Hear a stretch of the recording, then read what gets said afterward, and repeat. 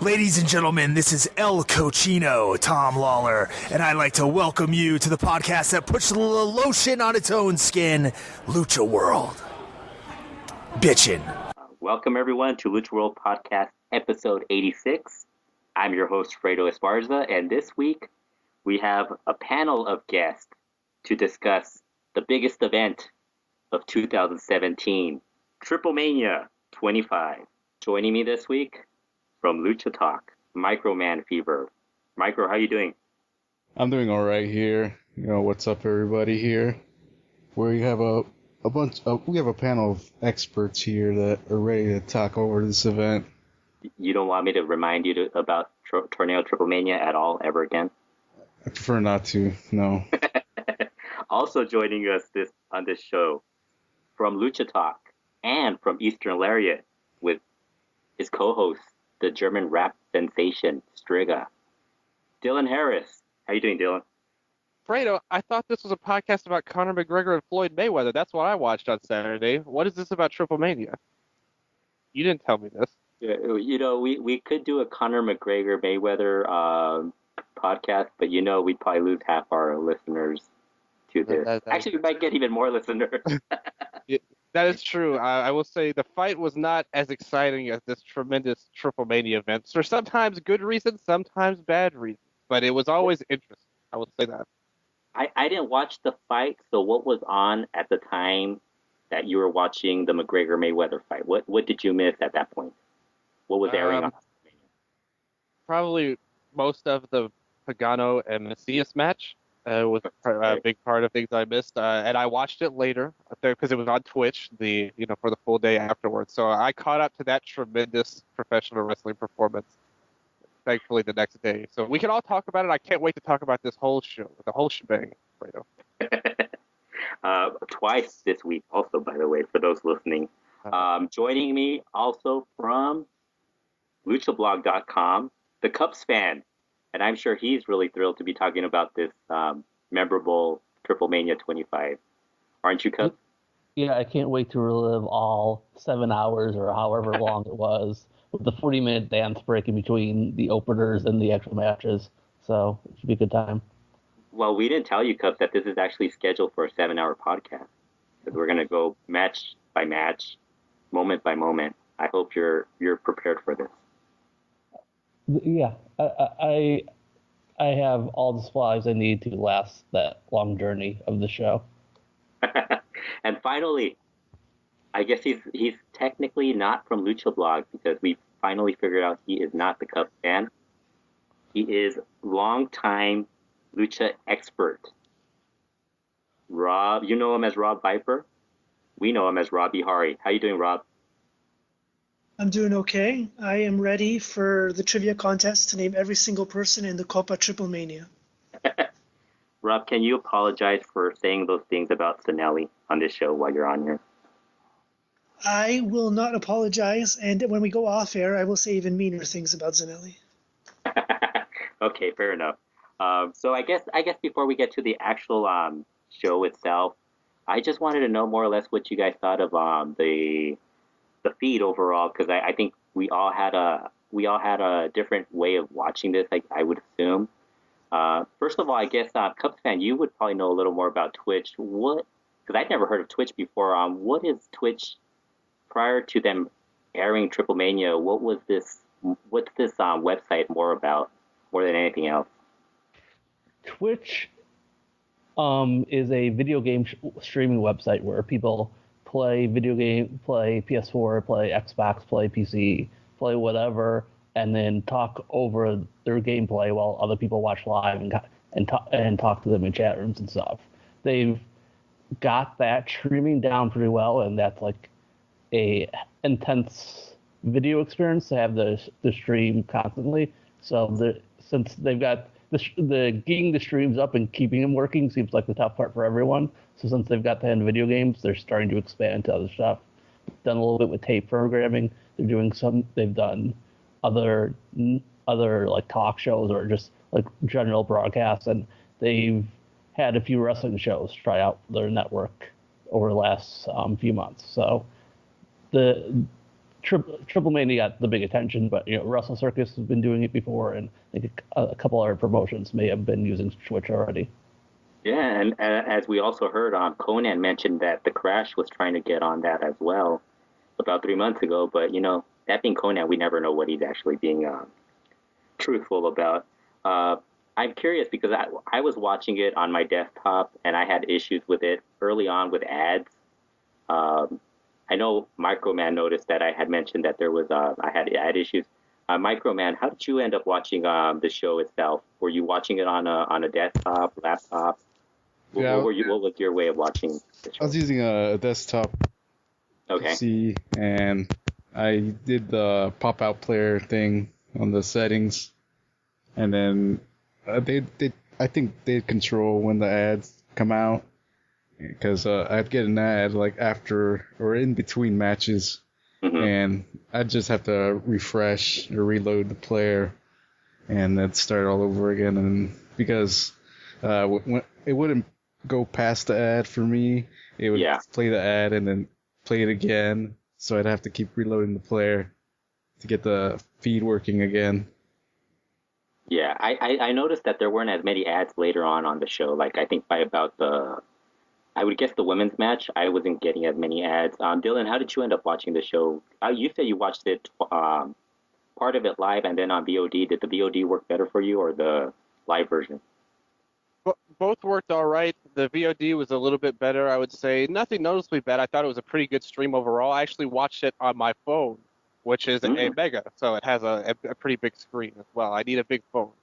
But, when I watched the show, I thought the stream was pretty good, actually. The audio came in really well, except for, cutting some of the songs off at the VOD version. So, but yeah, it was a pretty good experience watching it, and no problems for that end. I was very worried about it. I really hate, streams and of things of that nature when it comes to watching things. I've never really been a fan because I've been burned so many times and seen people get burned. Not me necessarily personally, because my experience is always I'm very cynical about things in general. So I always try to wait for the VOD most of the time. And it usually works out better that way because a lot of people have gotten burned from other shows before. But it worked fine on my phone, and I was very happy about that.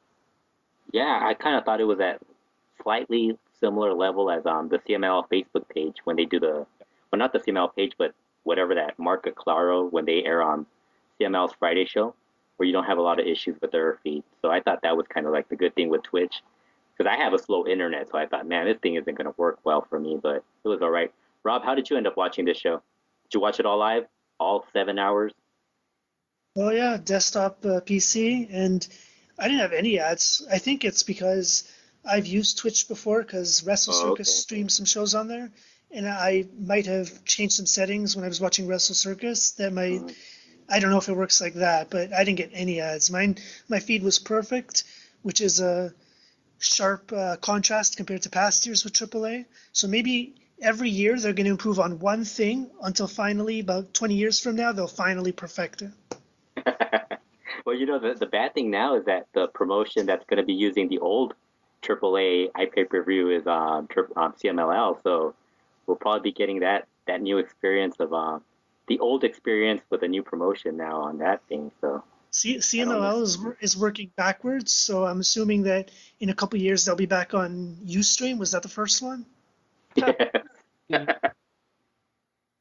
Yeah. What did you guys end up watching? I guess I'll start with Cubs, because I think you might have watched the entire thing with English commentary. What did you think of the English commentary for the show? I thought, on the upside, they did not make as many political references as Matt Stryker did last year, and they generally tried to sound professional, but then they complained that they were not given a format sheet or possibly any information from AAA, which made it worse for them, I'm sure. But they also clearly had not watched any AAA at all and did not know anyone they had not seen someplace else. They knew the GFW people, because obviously I think Kevin Gill seems like he watches GFW all the time based on his reactions, and they knew some of the people who have worked for Pro Wrestling Revolution, but you would have the Llave La Gloria matches, they were going to be tough to call for anybody because they were a whole bunch of new people. But once you even got into like the opening match, they could not tell La Hydra from Mamba. They could not identify most of the people in the Torneo Triplemania. They couldn't identify most of the people until their name was announced, and just kind of went on that way the whole show. So if you were, the idea of having like an English language announcers, this kind of was to help the people unfamiliar with the product to get into it, and they did not help at all in that regard. Yeah, I mean, I was surprised just because Gabe Ramirez, as you mentioned, runs Pro Wrestling Revolution, and I was kind of expecting him to even, like, I don't think he even knew, like, some of the guys, like, somebody mentioned he couldn't even name Averno in the show, which really surprises me because, Averno's been around for a long time and has been a big name, and it just surprised me. How can you not tell Yedro apart from Mamba? That's what I want to know. Rob, you could tell them apart, right? Maybe you should send them. You should send them a message and show them the difference between the both of them. Why don't you do that, Rob, right now? I'd love to. It's like there are only a few people, I realize that, who are hardcore AAA fans and know all this stuff, but you would think that even if they don't want these fans to be the commentators, they would have picked somebody to help the two guys out who actually do the commentary. It's kind of offensive. Don't you guys find it offensive that these guys don't even try to learn about their product? Yes. Yes. It just amazes me. Dylan, what were you going to say about this? I would say yes. I hate it. I hate that somebody's so lazy. Something that could be really, this could be fixed through an hour or two spent on Wikipedia for the most part that you could do better on, and they couldn't even do that. And trust me, I know it's hard to watch AAA television. I would know better than many, many people, I would say. But I just think it was so sad to see some of the things I saw on Twitter because I was checked out right away from the English commentary. I don't like listening to the Spanish commentary either. There was some new guy too. I didn't even know who that was. I thought it was going to be like Leo Riaño and Rudo Rivera and all these guys, but there was some new guy out there that was not getting good either. But I didn't even want to risk the English commentary because I knew it would be terrible. And what did I see on Twitter? But it completely sucked by most every review that I've seen online. And it's a shame. Next year, I'm going to try to politic and get MicromanFever to be the next commentator on the show because I don't want to do it, but I definitely want someone else. I would do it if it meant not listening to these two clowns do it pretty much because, Dylan, you would have to do it if they paid you. You're not going to do it for free. That's well, AAA's pay may not be enough to convince me. But I would do it if they comped my flight and comped my hotel. Maybe let me talk to like Hiedra for a little while. Just give me an hour or two. That's all I don't know if you noticed, but I don't think the announcers were actually there. They were they were somewhere else. I don't know if that was brought up. Cubs, did you know if they mentioned where those guys were located? At the press conference they had on Friday, they mentioned that they were going to be in California instead at the show. Oh, okay, yeah. So that was a little bit because they sounded like they weren't actually there. They sounded like really too loud to be there. I was just surprised about. Well, the Spanish announcing was really bad also because they couldn't name any of the Global Force guys at certain points. You had Rivera when Zuniga would mess up stuff. Rivera would just blame Vampiro for everything, which seems like the right way to go with things. So we should probably like our show, Fredo. Yes. Yeah, I think everybody just that was the opposite. Like on the English commentary, they constantly brought up how great Vampiro was and all this stuff about Vampiro, and like how he's friends with Kevin Gill and all this stuff. Dylan, you being a basketball fan, do you think Kendall Gill would have done a better job than Kevin Gill as an announcer for this show?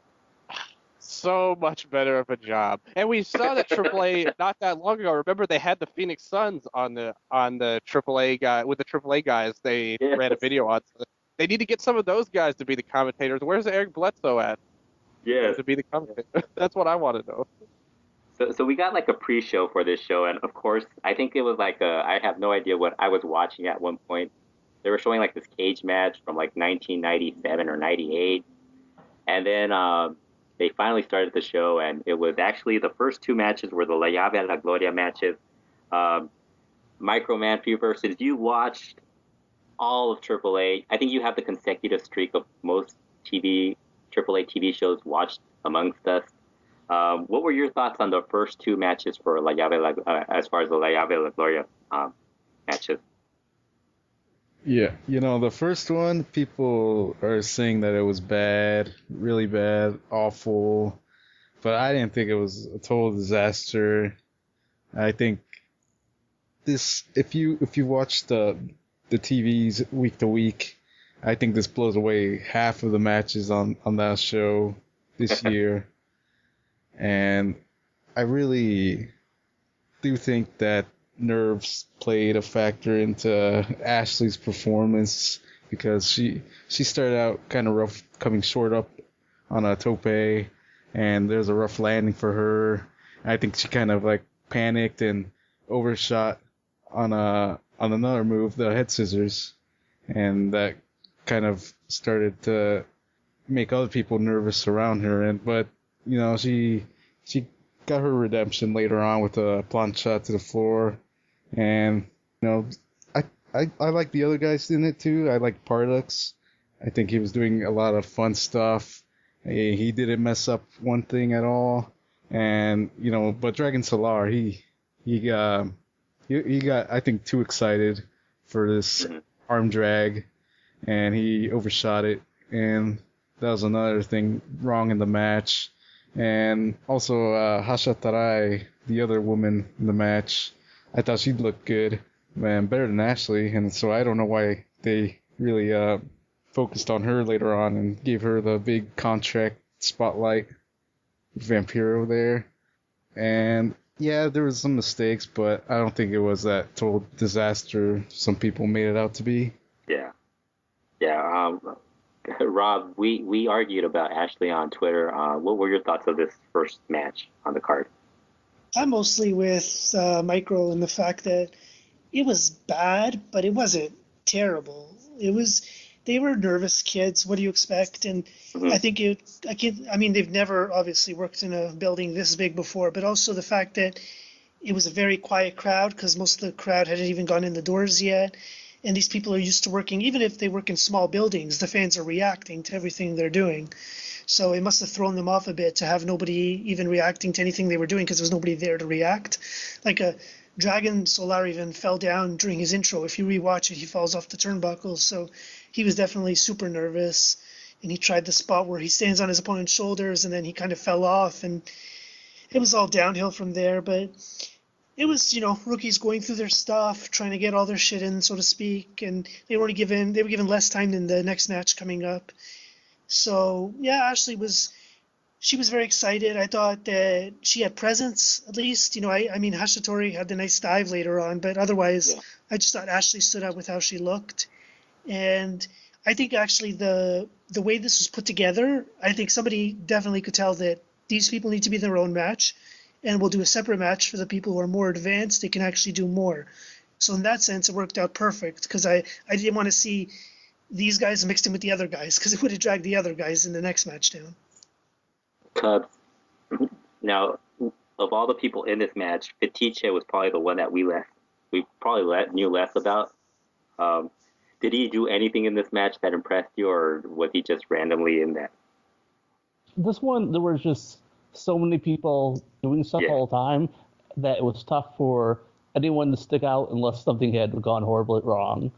So, I have the picture of Fetiche, but I'm still not sure I could pass a quiz on him after this match. It was just too much stuff. And it felt like in this match and in all the matches, they were doing stuff where they were zooming in so far on a lot of the close shots that it was tough to follow exactly what's happening or see the complete spot or see who was involved.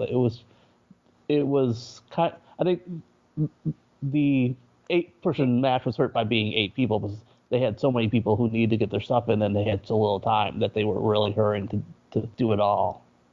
Yeah, and the thing with Ashley advancing as being one of the 3 finalists, it kind of seemed a little bit. If you only based it on that one performance, you probably would be upset. But I think they based it more on what she did previously. And Dylan, you've seen her before. You knew she was more or less a lot better than she showed in this match. What'd you think of this match? Yeah, Ashley definitely is better than she showed in this match, which was pretty bad. Yeah. But I wanted to see a little more from Chicano. I know me and you are probably two of the only living people that watch IWRG at any point. So I wanted him to represent a little bit more. And of these guys, he wasn't the worst, but still. Bronco Gonzalez, he was actually on AAA TV at various points. I know me and Microman have seen him before a couple of times. And I know we were all really impressed with Dragon Solar in his tryout match that we saw. So it seemed like the ingredients were here for something that was at least passable. But I think Rob summed it up when he said it was bad. And all the other stuff that, you could just leave it at that and you'd be right still. But I actually do agree with both of you, Microman and CubsFan. I definitely think the nerves played a big role in this. And they were leading off the show. I don't know if it would have made a difference pushing them back any, but I definitely think they're better than what they showed here. And as far as Ashley winning, I think you're on the money, Fredo. I think this was already well decided before this match. Heck, some of these participants were decided before the whole tournament started, probably. So why would they, why would they follow logic now, in the match? So I have no problem with that whatsoever. But yeah, it was a pretty bad match. A really bad way to start the show, actually. Yeah, and they did the second match. I don't know, maybe they should have started with this match ahead of the previous one, but second match was really great. Angelico, Hijo del Vikingo, Tiger. They beat Tiger Boy, Villano 3 Jr., and Angel Mortal Jr. This was a really good match. Rob, what did you think of this match? This match was awesome. This was the first match that I actually added from AAA this year to my Match of the Year contenders list. Obviously, it's not a high-end match contender, but this was easily the best AAA match I've seen this year. There's another there's another match that happened later on this show that could have beat this, but didn't for reasons that we'll get into later. But this match was just, considering the experience level of these guys, I thought they absolutely just tore the house down. There was never a slow moment. I thought Vikingo was the absolute star, just killed it.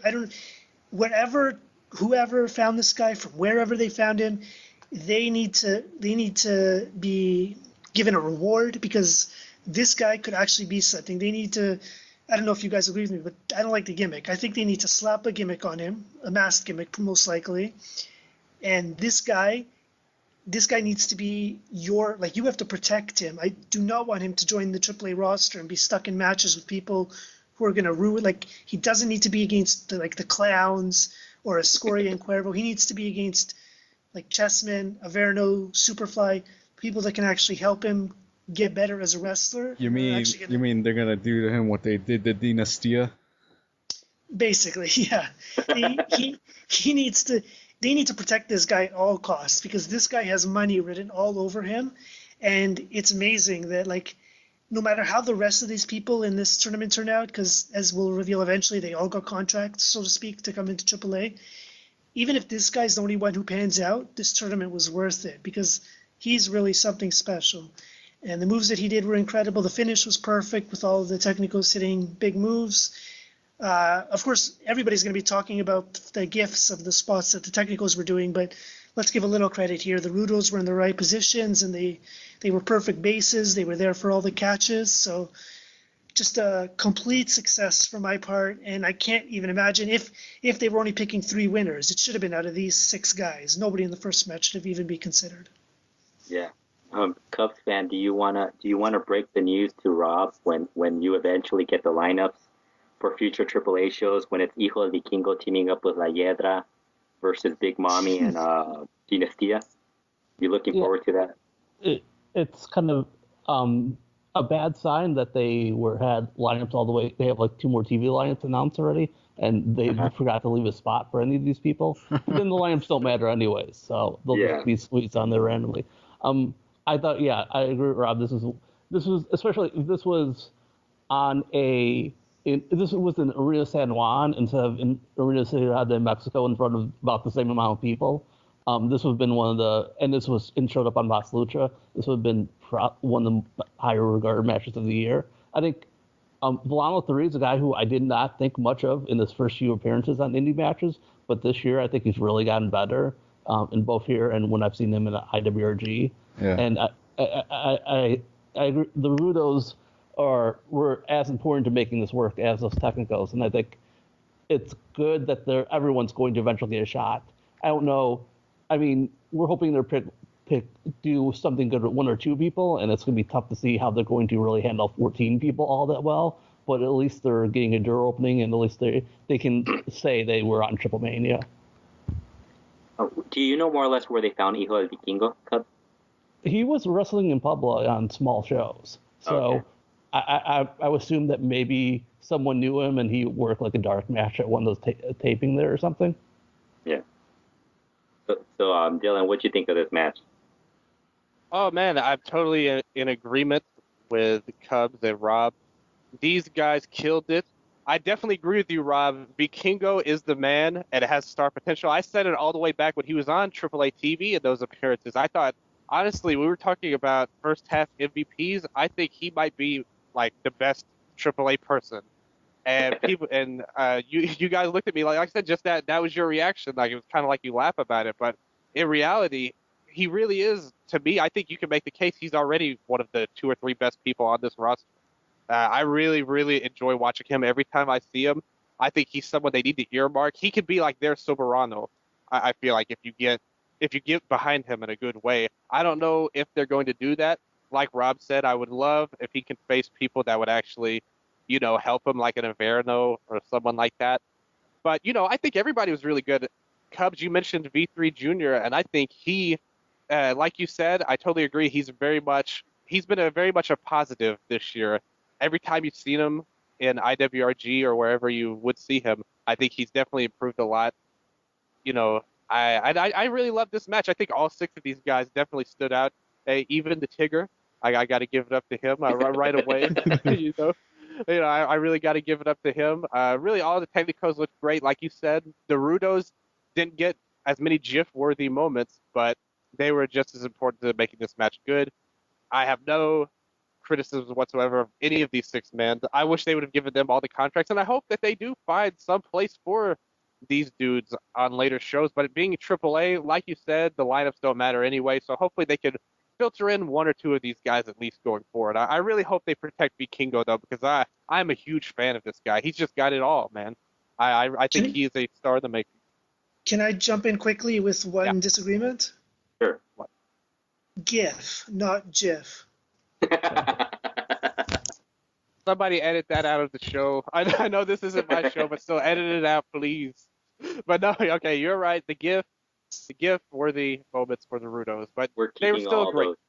We're keeping all those moments on this podcast because I'm not going to edit all that out. Microman, what you think? What were your thoughts on this match? What were your I know they talked about Hijo del Vikingo. What were your thoughts on like Angelical and some of the other guys in this match?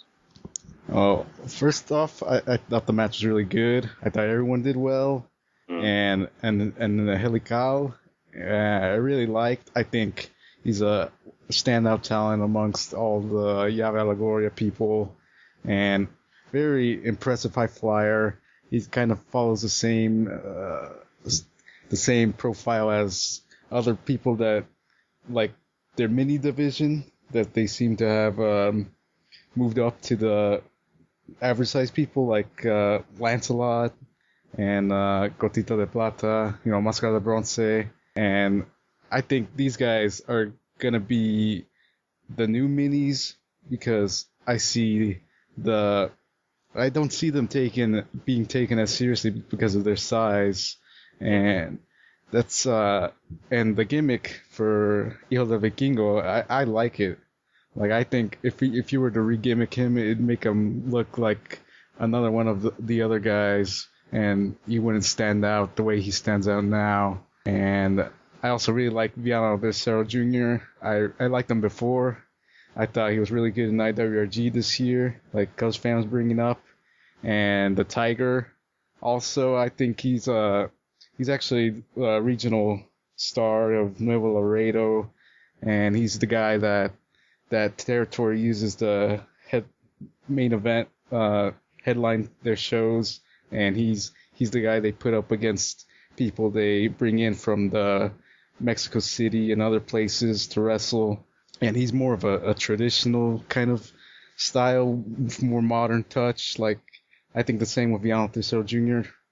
And they actually stayed together in the match against each other, and their stuff was good. I think like a good part of the match has good high ceiling and great potential, and really good match.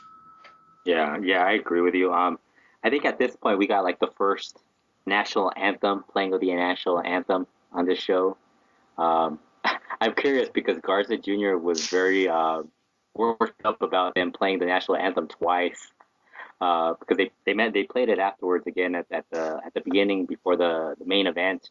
What were your guys' thoughts on that? Dylan, what do you think of them? Wait, Fredo, I want to ask you if you saw his whole video about him ripping on Triplemania.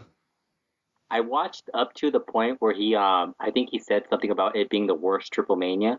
Yeah. And I totally disagreed on that. I was like, he's totally not seen the other stuff. I mean, this Triplemania was a lot better than the last 2 or 3 that I've seen. This was way better. And this was a 6-hour Triplemania, and I was okay with it.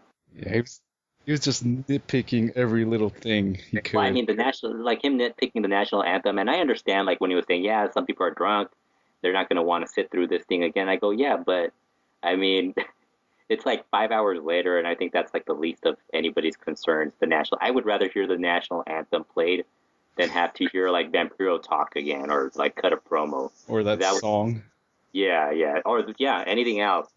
Although I think I was disappointed they didn't bring out those the dancing fruit later in the show. I was very disappointed at that.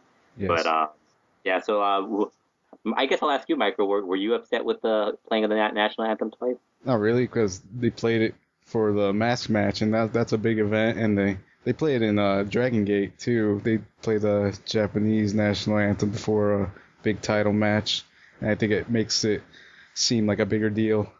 Yeah, and and they also brought in Ida Cuevas, who's like a big name over there in Mexico. So, it wasn't like they were bringing out the military out again.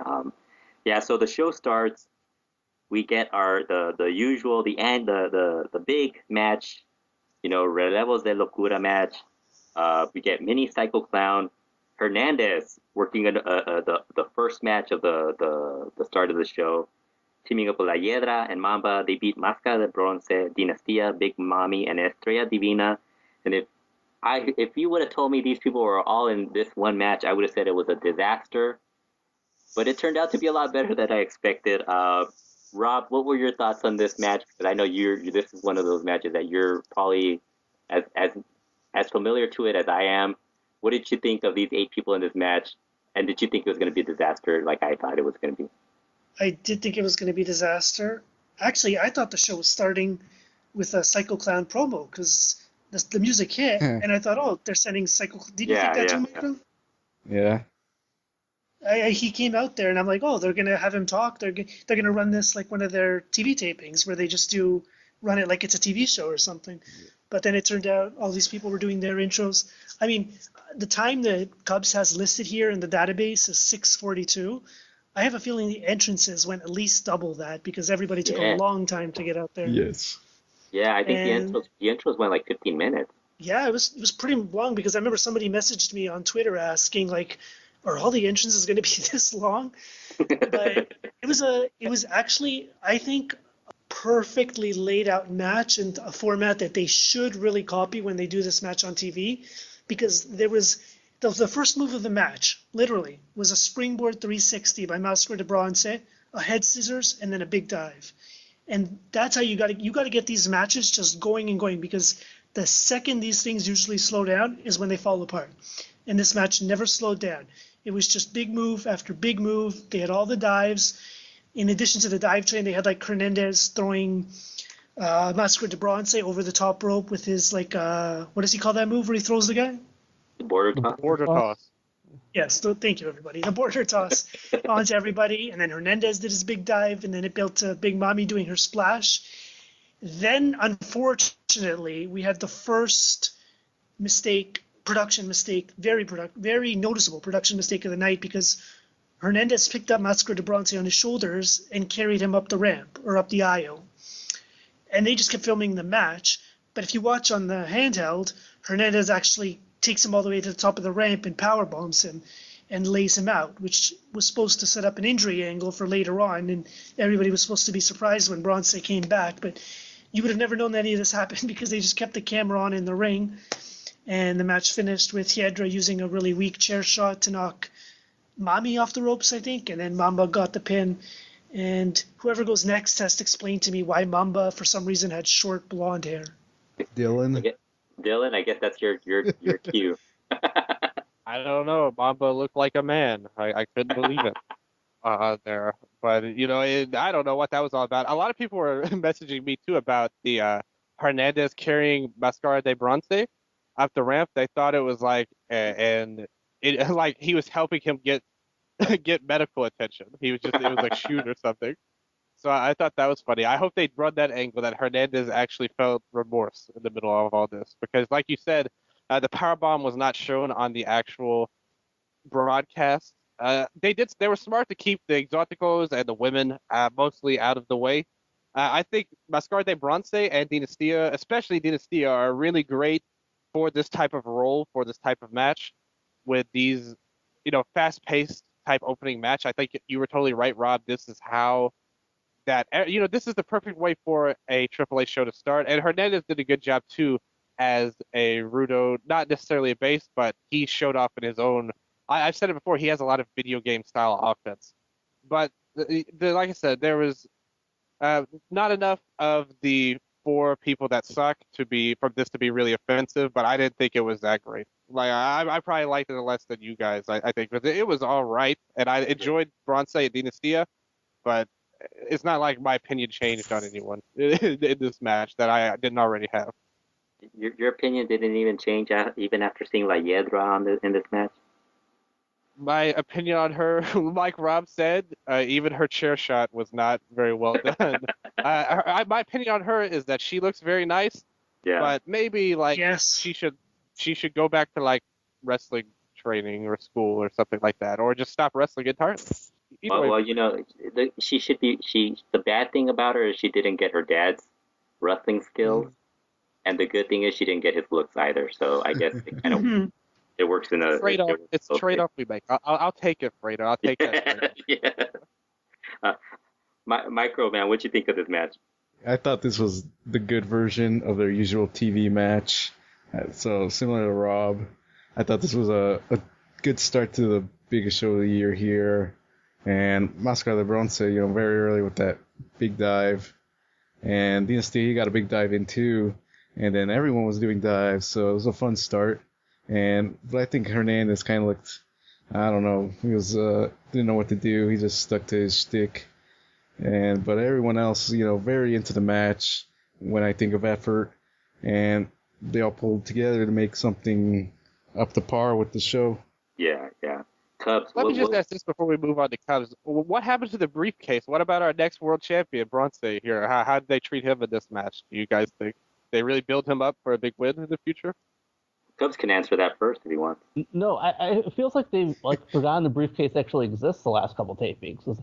I haven't seen it since Cross took it back from Bronze after they put Bronze through a table a couple shows ago. When they did that Cross versus Massacre of the Bronze match last week, I think, neither of them had the briefcase. So it's AAA. They may have completely forgotten the plot line already. It's tough to tell. Yeah. Rob, what's your take on the briefcase thing?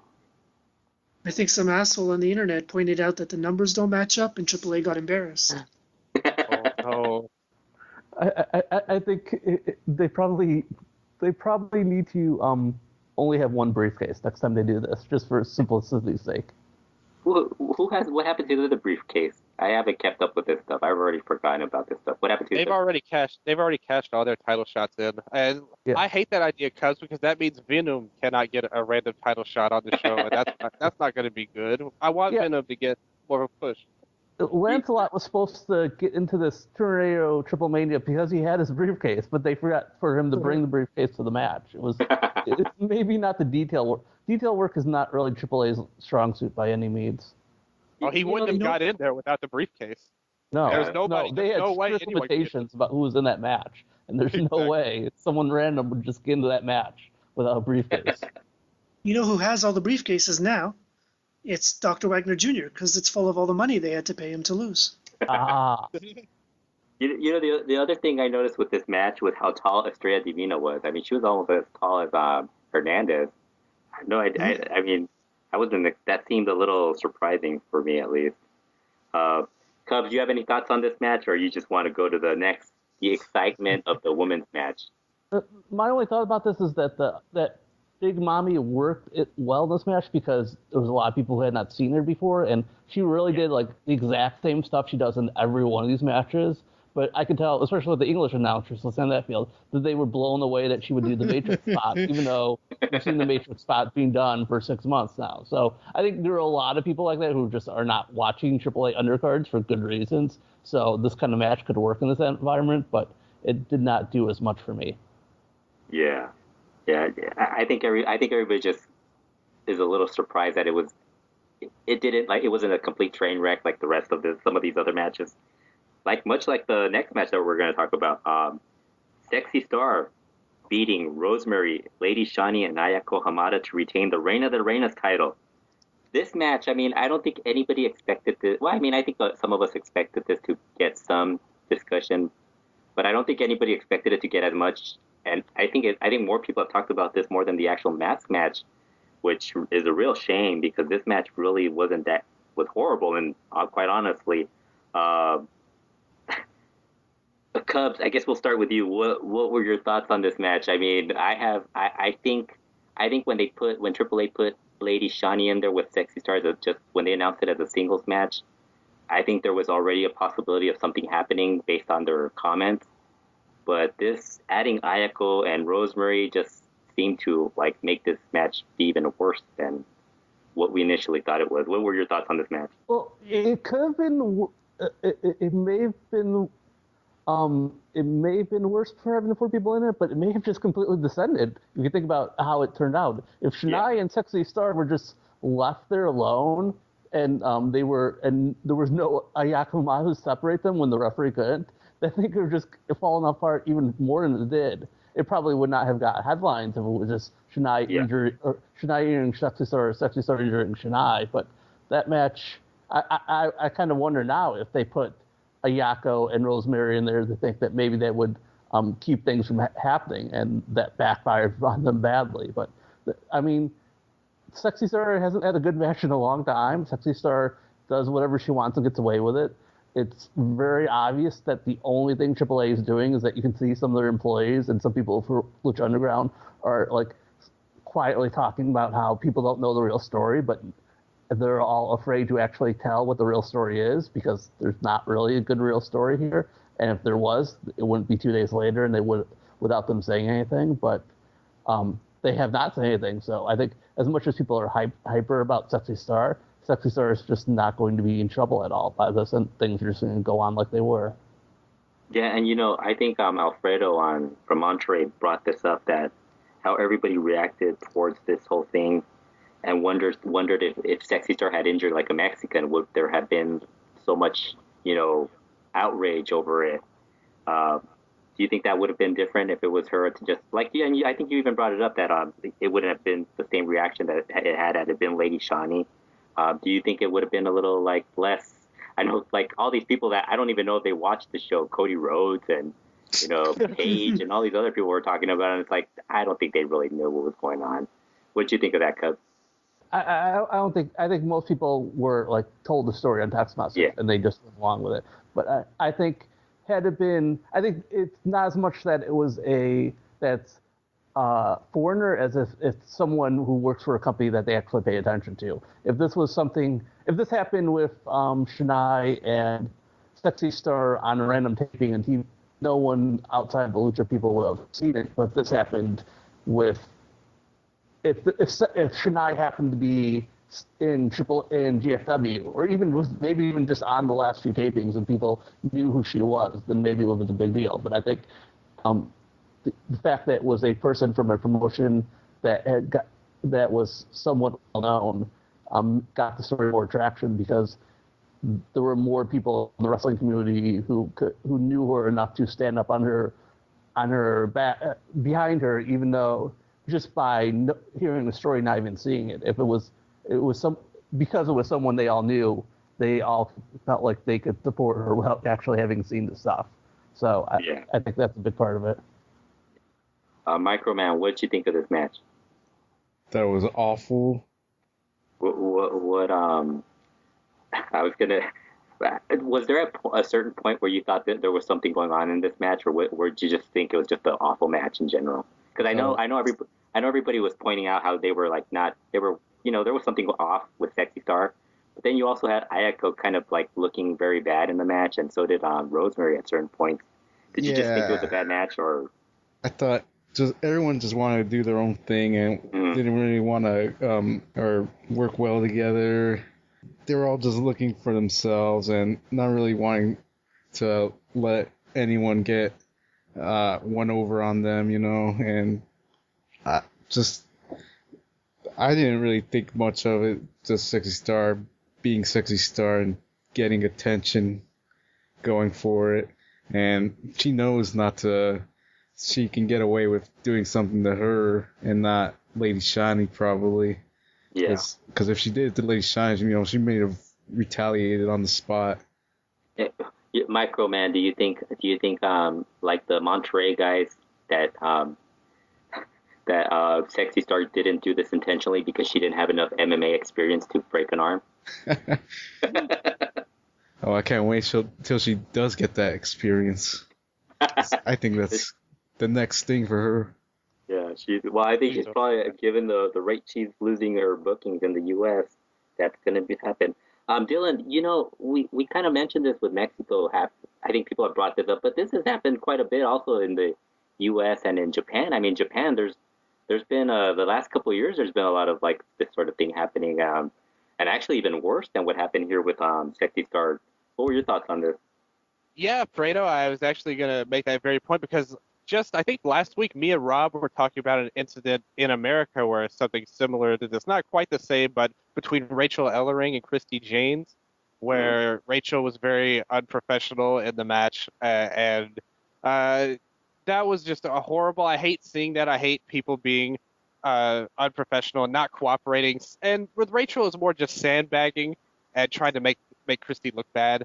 This seemed to me like Sexy Star really kind of lost her cool with Shani, and like you said, and like Microman said, I think the problem was ultimately the reason why she went after Rosemary was because Shani was like, she worked a lot of like death matches and stuff when she was younger on the independent scene as Sexy Lady, very violent matches, and I think Sexy was probably afraid of her, to be honest with you, and went after somebody she saw as weaker, unfortunately, because that's the worst part of all out of this, because Rosemary didn't even do anything to incite this. This was none of her business, this beef between Shani and Sexy Star, but Sexy Star went after her, took advantage of her. Rosemary didn't know what was going on. She probably didn't even understand the match. I don't know how much Spanish she speaks. We know Sexy Star doesn't speak that much English. So, it just looked like as far as the match goes, this was horrible. I think that goes without saying, one of the worst of the year, but it really upsets me. And, it really upsets me seeing someone take advantage of another person like this, especially someone who this was not fair or anything like that. There was no reason behind it. It was just Sexy Star kind of, being a bully and not even going straight up about it. It was just somebody who took advantage of someone who was giving their body to Sexy Star. And that is despicable to me. I hate seeing that.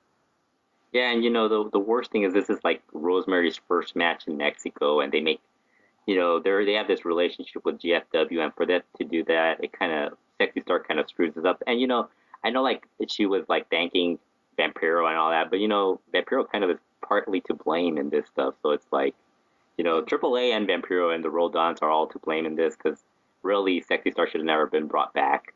Especially if you heard all the people talk about how they didn't want her back in the first place. Yeah. They obviously didn't like ask around to find out all this stuff. Rob, as we found out this past week on Lucha Talk, you are our women's wrestling expert, considering you knew who Rosemary was. What did you think of this match? Well, I'm kind of sick of talking about this match already. It's kind of sad. I think Cubs mentioned it earlier. It's kind of sad that everybody's talking about this match over everything else on the show. Or you mentioned it actually, Fredo, that they're talking about this. So I don't want to give this all the attention that everybody else is, but I thought my only hot take of the match is I thought it was actually only the second worst match on the show, if you can believe it, and it was utter trash. Sorry? That's awesome, Rob. I can't wait to see which one you think is worse. That's the big team going for. So you got a couple of options going forward, Rob. I don't. But yeah, man. I just want to mention too before we move on that Shani. I don't know if she was hit with something too hard or something, but she looked a little out of it at one point. I think she may have bled a little bit. I don't know if any of you guys noticed that, but yeah, when they were putting her on the chair, did you notice like she just like slumped over, like she looked like she passed out or something? They're trying to put a cast over her head. And then Rosemary didn't know what Ayako was trying to do, so there was like this weird like pause and stuff. It was just a horrible match, really. I mean, you could take Sexy Star out of the match and it was still pretty bad. I mean, it was really bad. I will say that the one thing I will say that I was arguing with, you mentioned Alfredo from Monterey earlier. We were going back and forth. We were going back and forth today because he does bring up a good point when he says that Sexy Star felt attacked. So she had to defend herself, but she was attacked by Lady Shiny and by Ayako Hamada at points. Yeah. This Rosemary girl did nothing to her, and it shows what I have to choose my words wisely because there are feminist people on Twitter who will come after me, but Sexy Star is a gutless piece of shit because she went after the one girl who did nothing to her, and she did it while she had her in a vulnerable position. If you're mad and you want to fight back because you feel attacked, go after the people who attacked you. Don't go after the girl who wasn't expecting anything and gave you her body at the finish of the match. Sexy Star, she defended herself afterwards by saying that she felt attacked, blah blah blah, and fine, that's all good. And I know you said Rosemary said thank you to Vampiro and them for standing up, but anybody who meets Vampiro the first time is going to be charmed by him and thinks he's a good guy because that's just the way Vampiro operates. You're absolutely right that Vampiro is 100% to blame for all this. Yeah. Everybody could have seen something bad coming based on the way Sexy Star was talking before the match and Lady Shani. Everybody knew something bad could go down, and AAA took no precautions to make sure something bad didn't go down. So they're to blame for this. And the overlining, whatever the word is, issue of all this that needs to be addressed at some point is the unprofessional behavior is nothing new in this company. We saw it 2 years ago at Triplemania when Fabi Apache broke Taya's nose on purpose during a match. And somebody needs to address this at some point, that the unprofessionalism that is out of control in Mexico overall, but especially in AAA, the stuff needs to be cleaned up. I don't think it will be cleaned up, but I do not want to see another thing like this occur at Triplemania. I don't care about the girls. I mean, they can kill each other for all I care. If that's what they want to do, go for it. But AAA themselves needs to do something about this because if you're going to let something like this happen over and over, this is the second time in 3 years it's happened. Your show's going to be in the background. Your big match is going to be in the background. And all these new eyes, these 60,000 people that were watching on Twitch, the next day are going to be talking about this instead of what they should be talking about, which is a big moment and a show that actually wasn't that bad overall when you consider the overall Triplemania compared to previous years. And I hope that AAA does something because I don't want to keep seeing people talk about this show. I am sick. Like, let's stop talking about Sexy Star. Let's stop talking about unprofessionalism just for one time. That's all I want to see is I want a AAA show to end, and I want people on the internet to be talking about the show and the match, not the controversy. Can we all agree that we're sick of this? Yeah. And to me, Rob, they got what they deserved for even putting this match into place, though. I can't say I felt a lot of remorse or anything for AAA, because like you guys both said, when you put these two in the ring, so much bad blood that we already know, much like in Japan, you kind of teased it, alluded to it earlier, Fredo, with Yoshiko and Aki Yasukawa. When you put people in the ring that you know something could happen, maybe it won't, but there's a very good chance it will. This is exactly what they deserved. I hope they get a lot of negative publicity on it. I hope that it continues to pile on, especially for Sexy Star, someone who, quite frankly, has gotten the push and spotlight in both companies and everywhere that many people feel that she doesn't deserve, and rightly so, in my opinion. And this is just the latest example of that. So I like the main event too, and we'll talk about that big moment later. But I have no problem with this. I hope that this gets as much negative publicity as possible for Sexy Star as well as AAA. Even though, like you said, Freddie, you did make a good point. It comes across a lot like people are being really phony, which is nothing new in the wrestling business. People like Cody Rhodes, who wasn't watching the show or anything like that. That's right there. Let me tell you what that is. That's just trying to rile up some people, trying to get some more likes on Twitter and retweets. That's what all that's about, really, more than anything else. So I don't put any stock in that, but I do. It pisses me off as someone who's been in the ring too to see somebody do this kind of crap that should never happen ever in wrestling. Quite frankly, if you want to fight someone, fight backstage when it's. Or fight outside the ring, wherever you need to do it. Fight one-on-one, have it be fair. Don't take advantage of someone who's giving their body to you, just like we said earlier. I hate seeing that so much, and I hate Sexy Star for doing that, and there's nothing really more I can add to that. And we got so much Sexy Star this week also, the Lucha Underground. Too. We won't talk about that. But Rob, you are a lying bastard. That's what I want to talk about. Last week you promised me a 5-star match with Sexy Star, and that is not what we got at all. So I was very unhappy. I want to call you out for that right now. I'm shooting on you right now, Rob, for that. That was a lie you told on our podcast last week. Well, maybe she'll have a 5-star match. I think she's booked in New York in 2 weeks with all her friends. So maybe they'll put her in the ring with Taya, and we'll see a real 5-star match. I think that's the only. I think that's the only show she's not canceled, right? That she's still actually booked for. Yeah, I think so. I think there's a lot of, and you know what, the WrestleGate thing. I know the people putting that show together. That's a good paying gig because in addition to the match, they do autograph signing and everything. That would have been really good for her. So getting pulled from that is a pretty big deal. And the fact that Cody Rhodes spoke out against her is pretty bad because I don't know how this has happened, but apparently Cody Rhodes is the ruler of independent wrestling, and whatever he says goes because he can work any show. And he can be on any show against whoever he wants. So if he says he's not going to share a locker room with her, that's basically blacklisting her. I'm curious to see where else she's going to work in Mexico, because outside of AAA, I guess she'll get bookings in Monterrey on some of these shows, but a lot of people are not her fans, even in Mexico right now. Yeah. What was that, Micro? That's a bombshell Rob just dropped right there. Yeah.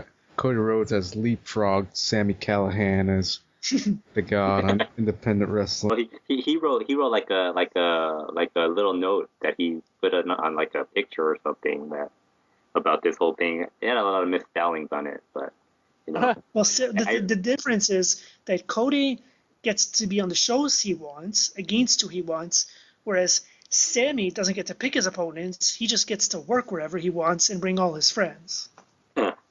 Yeah. Well, we get to the next part of this show was Martha Villalobos came out, the legend. Rob, how excited were you to see Martha Villalobos back again in AAA? Do you think she'll be the next challenger for the Reign of the Reinas title? The fucking irony of Martha Villalobos coming out to present the title. She herself used to be the girl who used to destroy the young pretty girls by pulling their hair and sitting on them as like a chute. Yeah. And she's the one who presents Sexy Star with the fucking title. I was just laughing my ass off. She was probably thinking, this was perfect. This was great. Yeah. I know Pierroth looked like he was completely just trying to tell her to calm down. He was trying to get Sexy Star to calm down. Also, right after that, we got Vampiro showing up. So maybe he might have talked to somebody while he was on the way to the ring side area. He came out to announce the La Llave a la Gloria winners, which turned out to be Hijo de Vikingo, Ashley, and Angelico. And then he announced to everybody else that they were the first class enrolled in AAA's new wrestling school.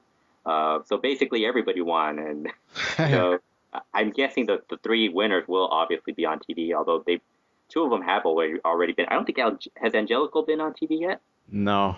No, so he'll probably his AAA match will be the first one that makes it on TV. Well, actually, I'll be on TV. Yes. They air those matches, so this should be like a 3 or 4 weeks worth of television, right? Yeah, it should be. Yeah. So you guys, how excited are you guys about not having to watch AAA for 3 or 4 weeks? Oh, it's the best news ever. Cancel Christmas, baby. Before we move on from that, I always want to say one thing too. I can understand why people would speculate that this was a work, considering AAA stupidity in other angles we'll probably talk about in a little bit, but also because Sexy Star's form was so terrible on that armbar. We joked about the MMA experience, but her armbar was very bad. In terms of actually trying to hurt someone, she did not do a good job at all. Thankfully, she is completely incompetent at everything she does, as usual, not just wrestling. So that isn't that nice. That her shooting is ineffective because she's so terrible and she can't do anything right. So I am happy about that. Yeah, that was the good thing. I like how you found something positive in this whole situation, Dylan. Yeah, it could have been worse if someone was actually good at things. Yeah, she's obviously not quite there as a shooter. The next match we had was actually a pretty good match. Monster Clown and Murder Clown beating Dark Cuervo, Dark Scoria, DJZ and Andrew Everett, and Drago and Aerostar in a 4-way tag match for the AAA World Tag Team titles. For me, the highlight was really Aerostar, like standing up there on the lighting rig and like waiting for him to do the dive, which ended up being great. I think before he actually jumped, I was more worried about him than actually what he was going to do. I'm not the one that's going to jump, so what do I care really? Rob, what did you think of this match? Oh man, you're gonna make me break into tears describing Aerostar's performance here because I'm so proud of the guy. There's no way anybody could say anybody else was the star in this match except Aerostar. It was like one of those WrestleMania moments, as they call them, when he jumped off the thing, because that thing's going to be replayed forever. Mm-hmm. And it's funny because he actually said on Twitter, the plan was, well, first of all, I just want to say, the way he got up there is he stood on Monster Clown's shoulders and grabbed the lighting rig. But if you rewatch it, they actually moved too far forward for him to actually grab the lighting rig. So time actually stood still because he couldn't reach it. And it's not like he could move to grab it, because if he moved, he would have fallen off Monster Clown's shoulders. So you could see Monster Clown kind of take a step back and Aerostar keep his balance, and they lowered it even more so he could grab it. But the plan was he was going to keep signaling to raise it, and they were going to stop when he told them to stop. But he kept putting his hands up because this guy's a fucking lunatic. Yeah. And they had to make the call to stop raising it. He wanted to go even higher, which is crazy because, it's crazy enough when he was up there. I was so scared. I was screaming, don't go any higher. But he wanted to go more up. The bad thing about it, if I can say one bad thing, is I guess they didn't have a production meeting beforehand to tell them what the spot was going to be and when it was going to happen, because they kept showing him up there. And they kept cutting back to him when they would cut away. So we missed everything that was going. They were still doing a match while he was up there. And he was up there for a good 4 or 5 minutes before he actually jumped. So we missed all this stuff. Like apparently, the one thing we did see was Andrew Everett did a moonsault off one of the clowns who was on the top rope. But they were doing other stuff. Like DJZ was doing stuff during this. And we just all missed it because they were showing Aerostar up there. But yeah, that jump was fucking crazy. I can't believe that he did it. I hope that he doesn't plan on topping it, because this is the peak right here. There's a good story about how all throughout Season 3 in Lucha Underground, do you guys remember the match that Sexy Star had with, who did she have the death match with? Mariposa? Yeah, the one where the I Quit match where she swore. Yeah. At one point during that match, they brawl up onto the catwalk all the way at the top of the arena. You guys remember that, right? Yeah, I remember this. So Aerostar's been begging the entire season. He wants to jump off that thing. And they have been telling him, no, you cannot do that for liability reasons. And not to mention sanity reasons. Nobody should do that. But this guy's crazy. He'll jump off anything. And the most amazing thing to me is that was only his setup, because after he jumped off, that's when the Poder del Norte did a run-in, and he got up and he did one of the dive of the year candidates where he stepped on one foot on the second rope and then both knees on the top rope to do a somersault to the floor. what would have happened if he wouldn't have been able to continue after jumping off that thing? Like, how would they have gotten, somebody would have had to take out the other Poder guy. But I thought this match, aside from the jump, I thought it was really good. I thought there was a lot of action.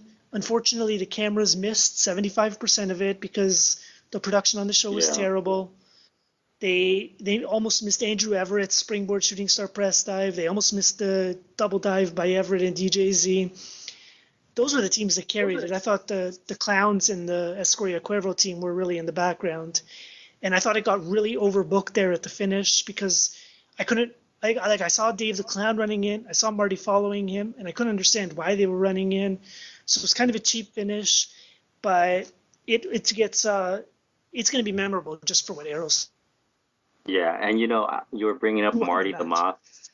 Marty the Moth.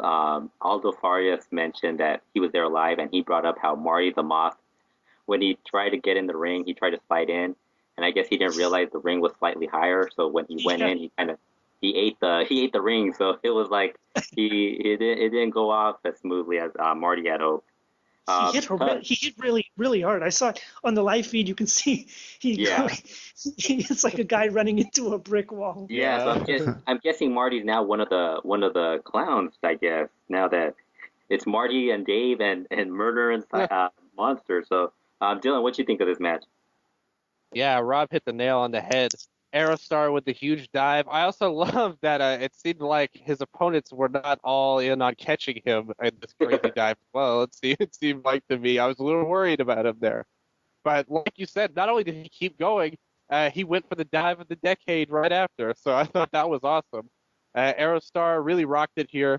Like you said, I think the GFW guys really stood out too and did a great job, and their parents really had a great positive experience, I think, for the GFW roster. Probably the only positive on this show, ultimately. I actually predicted that the Clowns would win because I think they wanted that all together. We'll talk about the main event later on. I thought they did a good job letting everyone have their moment in this match, and I thought it was well booked on that end. Like you said, I agree. I didn't really need to see the Dave the Clown and the Moth come in. But I do love Marty the Moth. I am happy that he's probably going to be working here more. I think he's a great fit for the roster. I think he's a different person that stands out and does a lot of different things.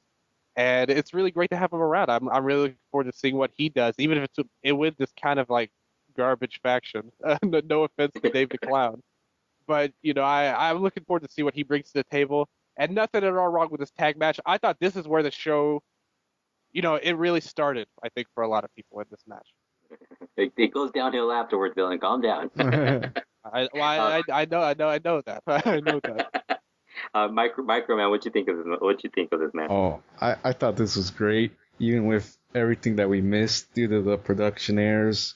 Mm-hmm. And I'd love to see it, the whole match, and if they put out an edited version with everything included, that'd be great. And just Aerostar being the big star, one of the big stars on the whole show, really. And he just takes all the stars with his dive off the lighting rig. And I thought it was funny when he got on and the thing started going up. He wasn't even fully grasped onto the thing, and it already started to go up. And man, he's just so wild. And I just think how sad to see him in AAA and not get his due.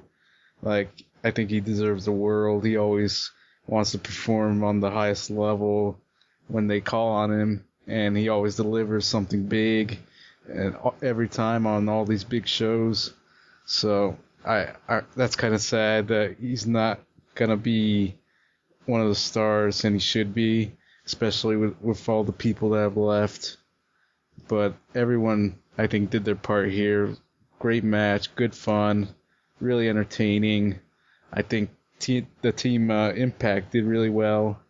And yeah, Cuervo and Escoria were kind of in the background, and you didn't really notice them, but they're just there to help assist and base and keep everyone safe. But I really thought this was great. They needed more bodies for Aerostar to land on, really. The thing with Cuervo and Escoria, they look so different without their face paint. and I think Gloria has gained a lot of weight over the years. So he looks much. He doesn't look like the skinny old self that he used to be. Cubs, what you think of this? What were your thoughts on this match? Pretty much the same as everyone else. I hope that they bring DJZ and Andrew Everett back for our regular TV taping where they can have like a 2-on-2 versus somebody so we can see more of them. It'd be nice if they took that raw footage and re-edited it better, but they never do, so I'm not holding up much hope for that. It's weird to think that Aerostar's big dive was just a setup for the run to start. It wasn't even really close to the finish. He got up and he did another dive.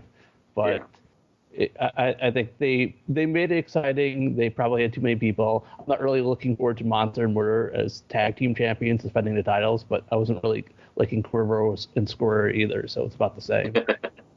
Yeah, I think the worst part of this whole thing is that Aerostar's big dive. It should have probably been the second big story of the night, and it ended up really just being like forgotten because of of the person we just talked about taking up a lot of the spotlight. So after that we had Maricela Pena alongside Dorian and Stephanie Roldan, showing us a little tribute to the legends who passed away. A lot of people started whistling, and Maricela kind of lost her cool and started complaining about like what the fans were reacting to. And then we got to the most exciting part of this show, because I know all of you guys were looking forward to this. This was my main event, Fredo. Yes, the Torneo Triplemania. The excitement of the Torneo Triplemania. What were your guys' thoughts? I could run through this entire thing and name everyone on it, but I will not do that because I don't think anybody even like. First of all, we had all these teams. Everybody thought Joe Leader was going to be with the Perros del Mal. He ended up being with the Mexican Powers. We had a variety of people as lumberjacks, including Mascarita Sagrada making his way back to AAA. Polvo de Estrellas, the legend, the icon of AAA, made his return, and nobody even noticed it. But this was really horrible. There were a lot of people around the building, the ring. I don't know, Cubs, you might remember it better than I do. Was there supposed to be like a time, like in between each team showing up, or were they just going to have everybody come in as the match went on? There was I believe 90-second clock on the screen, but they barely showed it. You had to go out of your way because there were so many things to show that they couldn't shoot the screen, and they didn't think to have an on-screen clock because they never think to have that. Yeah, this was really bad. I can't even I think at one point Joe Leader pinned Nino Hamburguesa, who was on his own team. Like he was part of a group of guys pinning Nino Hamburguesa. We did get the return of Dennis, but then again, was Dennis really there? Because I don't even remember him doing anything in this match. A lot of these people, I know Los Vipers were supposedly there. Really, other than OTT and La Parca and the GFW guys showing up, like they basically had everybody in as trios, but the GFW guys all showed up individually, and that was the only reason I knew they were in this match. But I could not tell you when anybody got eliminated, other than the Spanish announcers messing up when La Parca won his match, because I think they thought La Parca won after he pinned Jeff Jarrett or something. And they were noticing that there were still OGT was still in there, and I think there might have been a couple of other people in the match, and they had to correct. Arturo Rivera had to correct Jesus Zuniga by telling him that no, the match is continuing, but it's not your fault. It's Vampiro's fault because he confuses us all with his poor booking and all this stuff. And Cubs, what did you think of this match overall? I thought it looked like a complete mess on paper, and it was a complete mess. And it was not the same way as the Villano's second final match, but it was the same kind of general thing where you could see that this was not going to work the second they announced it. They didn't do anything to try to make it work better. In fact, they made it more confusing by having people come into the crowd instead of the stage for something that didn't add anything. And then all it did was I think all it did was they wanted to prove that these people, that they're not so disliked by the wrestling community that they could still get these people to show up. But as far as something to put on a good show for the fans, this really wasn't it. Yeah, it was really bad. Rob, what you think of what were your thoughts on this match? I mean, I was entertained because I'm a longtime AAA fan like you, Fredo. love seeing some of these guys. I have the same thing as you. I'm like, Dennis was in this match. I thought it was Alan Stone. I couldn't even remember who came out with the Guapos. And it's just funny because, I mean, let's be honest, everybody. If they just announce that the Vipers are going to be there and they don't announce Hysteria's name and they don't mention that he's there, he could literally have been in this match and just gone to work CML the next day and nobody would have noticed because this match was so crazy that you can't even keep track. Like, I'm looking right now at the results that Cubs fan typed up. He's got Australian Suicide listed in this match, and I'm convinced he wasn't in this match. Yeah, he was in that. I remember him because he was in it. Yeah, he turned towards the camera, and I think he asked, "Why am I in this match?" or something. Really? Yeah. I really don't remember him being in this match, and I know that Polvo Estrellas was there, but he's not listed as being in this match. And he was a lumberjack. He was a lumberjack. Yeah, he was definitely there. I couldn't remember if he was in the match or not in the match. And then the really confusing thing, I mean, aside from Joe Leader showing up on one team and ending up on another team, is you had every team came up together, except then the GFW guys decided to come out separately. And off air, we were saying that somebody on the Death Valley driver board mentioned that they shot an angle where Moose turned on Lashley or vice versa, but I don't actually remember seeing that. And then you had Jeff Jarrett just stumbling around at ringside, clearly in no condition to perform, which is really good for an official of GFW to show up for this event in no condition to perform. But nobody seems to be talking about that. They did a spot with Khan Del Mal on the floor where he was supposed to be whipped by the Lumberjacks, but they didn't end up whipping him because he shook their hands, which I didn't really understand. And I couldn't understand why the OGTs were turning on each other at the end, and they played Laparca's music like you mentioned at the wrong time. So we knew he was gonna win because they had his music queued up. It's just they played it too early, and they had to wait for him to pin the right guy to actually win the match. So even though this was a mess and terrible overall, I was entertained. So this was my third worst match on the show. Wow, third worst match. Yeah, Dylan, what were your thoughts on this match? Because I know you watched this entire match in anticipation. Where do I even begin with this match, Fredo? There's so much to say. Rob, I think you're a very, very nice and generous person with that grade of third worst on the show. That's very kind. First of all, Fredo, I need to ask you something because I know you're the only person that can answer this. Possibly one of the only people on Earth. What do you think was better, this match or the Gran Cruzada match in IWRG? Well, you thought this had a lot of people. Gran Cruzada had all 30 guys, and they weren't. I think the rule was that they had to get thrown over the top rope. So of course, what's going on in the Gran Cruzada? Everybody's brawling outside the ring, and there's only two people in the ring most of the time. But honestly, I thought this was worse than Gran Cruzada because once you got rid of all the guys. As you got rid of guys, it started getting a little bit more, it was a little calmer. But this match was just confusing from start to finish. And like Rob was saying, the OGT eliminating each other, which obviously is more because their gimmick is that they're assholes, so that kind of was the reason. But yeah, this was a lot worse than Gran Cruzada. One thing I forgot to mention is this wasn't just the AAA 25th anniversary. This was also a flashback to at one point 13 years ago in CMLL because Ricky Marvin and Zumbito got together and did some spots in the middle. That was pretty cool. Whoa. What was up with that anyway? He wasn't even supposed to be in this match either. Him and Heavy Metal were supposedly on the same team. So what was that all about? Him, Heavy Metal, and Lancelot. Yeah, they were saying that was a 90s team.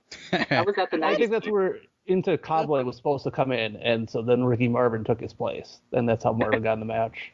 How is Lancelot a 90s team member? I can't help you with that.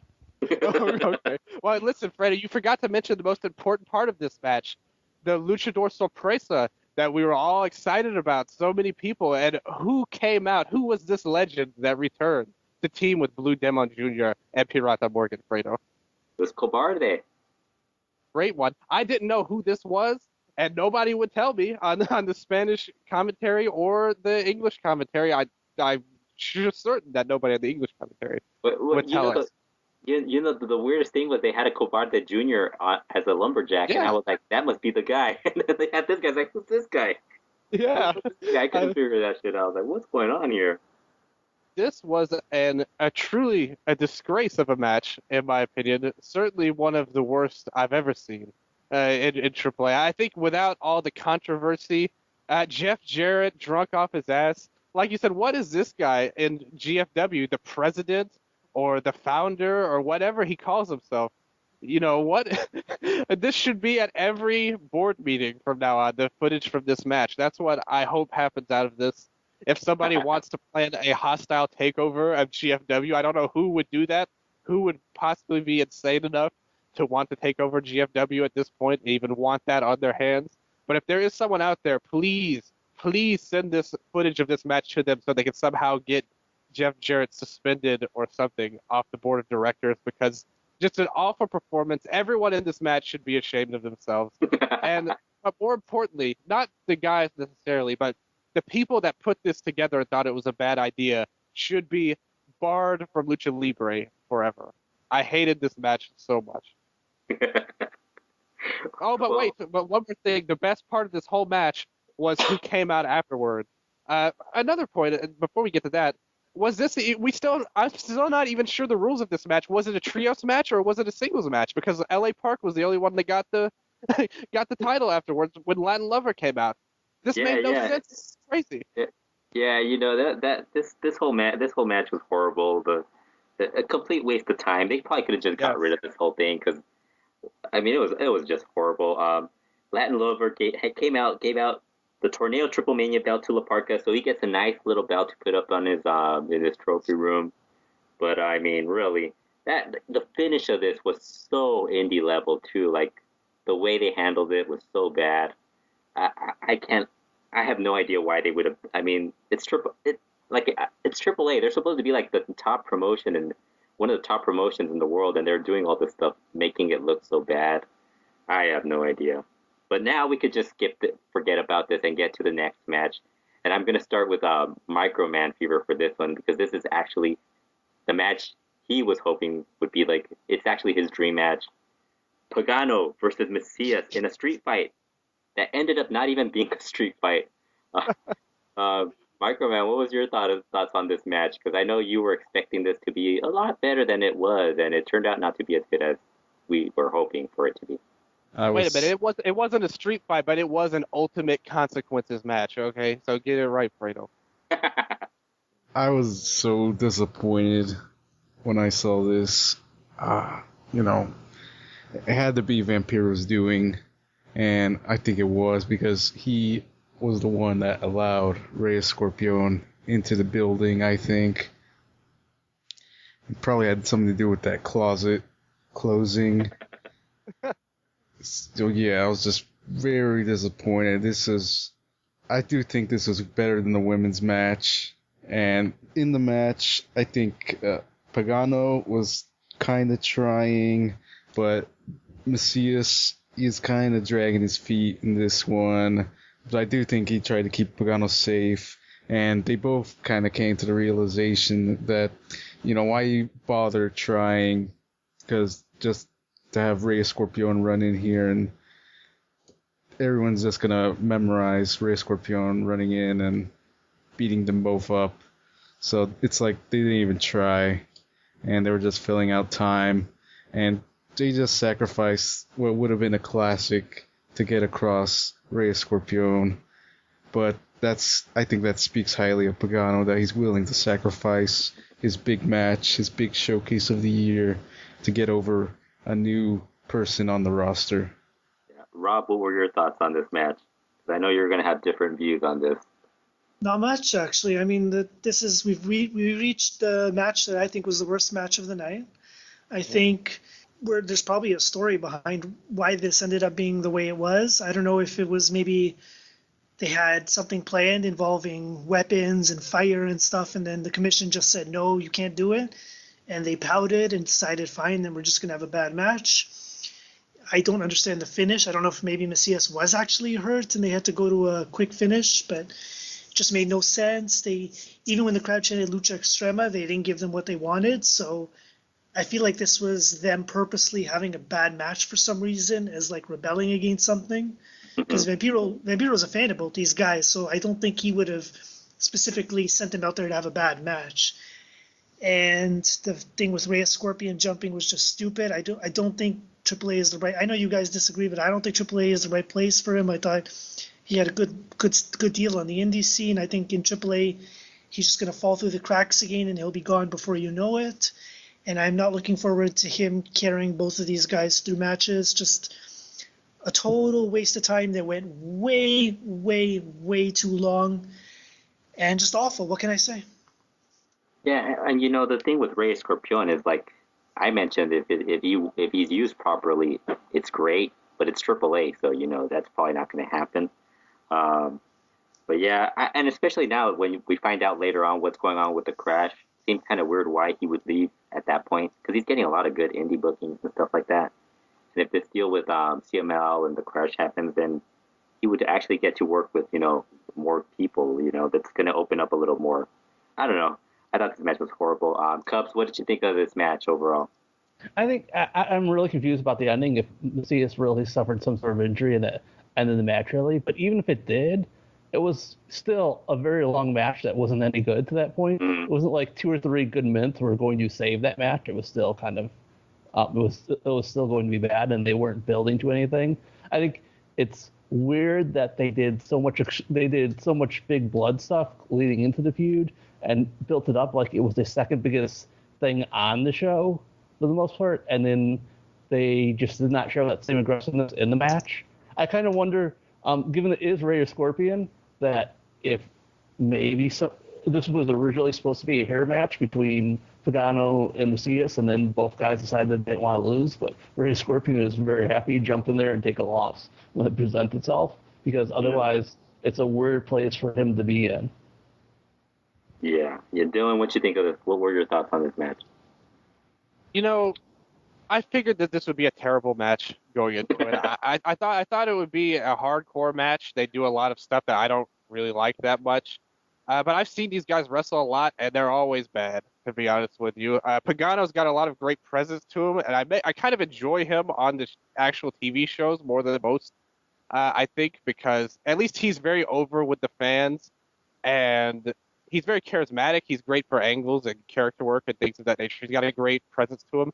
But as a wrestler, it's like, this guy's like a backyarder, in all honesty. Like, he tries a lot of stuff that he shouldn't try and screws it up. Macias seems to be like one of the most uninspired people in wrestling, in any company, yeah. I feel like, in AAA.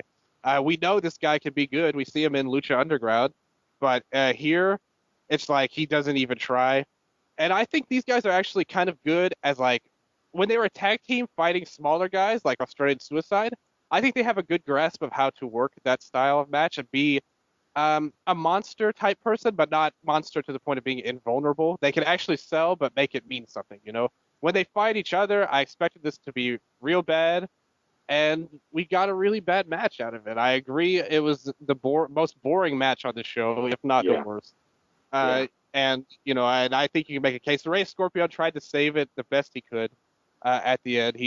It was a really bad, a poorly booked match overall. All around, and his appearance was not good. I don't know who you were talking about, Rob, was saying I thought it was the right place for him, because I don't think that at all. I hate that he's in AAA now. This sucks. Like, he's going to be completely wasted. And I don't know. I wish he would have stayed with the Crash for the great point you said, Fredo. He could have, reformed the Revolutionarios and yelled at Dragon Rojo about being lazy some more. That's what I want to see. It's okay. Dylan, relax. He's just here until Elite starts up again. Any day now. Yes, any day now. He needs those bookings. Sources have told me that it was starting in August, but somehow it's not come back yet. So I don't know what the story is with Elite. And after they had those sanctions to have Lashley in this week at Week Torneo, so I don't know what the story with that is. But now that Rey Scorpion is here in AAA, I hope he can get something to sink his teeth into. But I don't know. Like you said, it seems like it's more like he's just going to put over Pagano or something in a hair match, which I don't want to see. No offense to Pagano, but I think the promos could be good between them. I think Pagano's a very good promo, very good character, but The match itself, I think, is just like, what can you do? What can you do? Yeah. So why watch the show? This raised my blood pressure. Like, it had to be like 35, kms or whatever after that Torneo and after this match, because I hated this show up to this point. Well, we're gonna get to the part where you actually start liking the show again. So the next match, yes, the next match you did like. I know although you missed it. I think you missed it, right? You were watching the boxing match, the fight. Yeah. Yeah. I missed most. So, but I watched it later on, so it's okay. Okay. Yeah. Well, the next match will bring us back to the good points of this show. Johnny Mundo beating Tejano Jr. and Hijo del Fantasma in a ladder match. Might have been a TLC match. I'm not really sure. I don't think anyone really knows. To retain the AAA Triple Crown.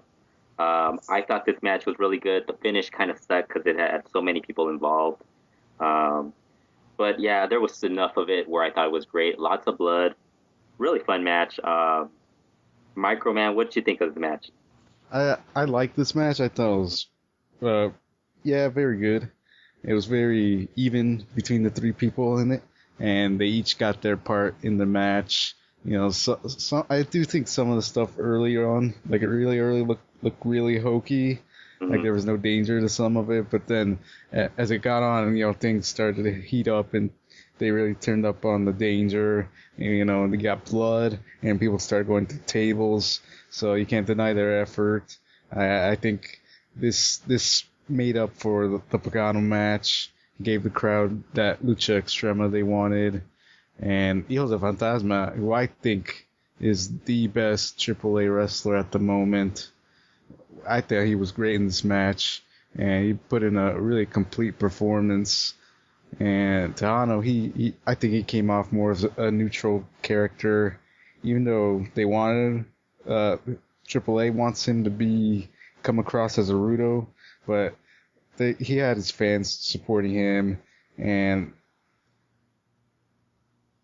this match kept going on, and then you had the interference from Kevin Cross, who tries to steal the titles.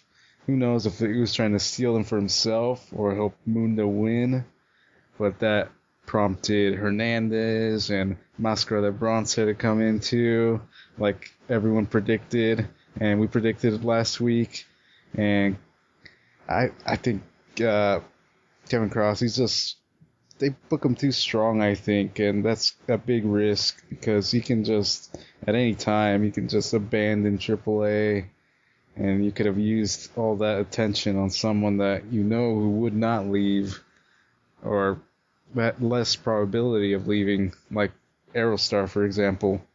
Or Dave the Clown. Yes, especially Dave the Clown, because nobody wants him.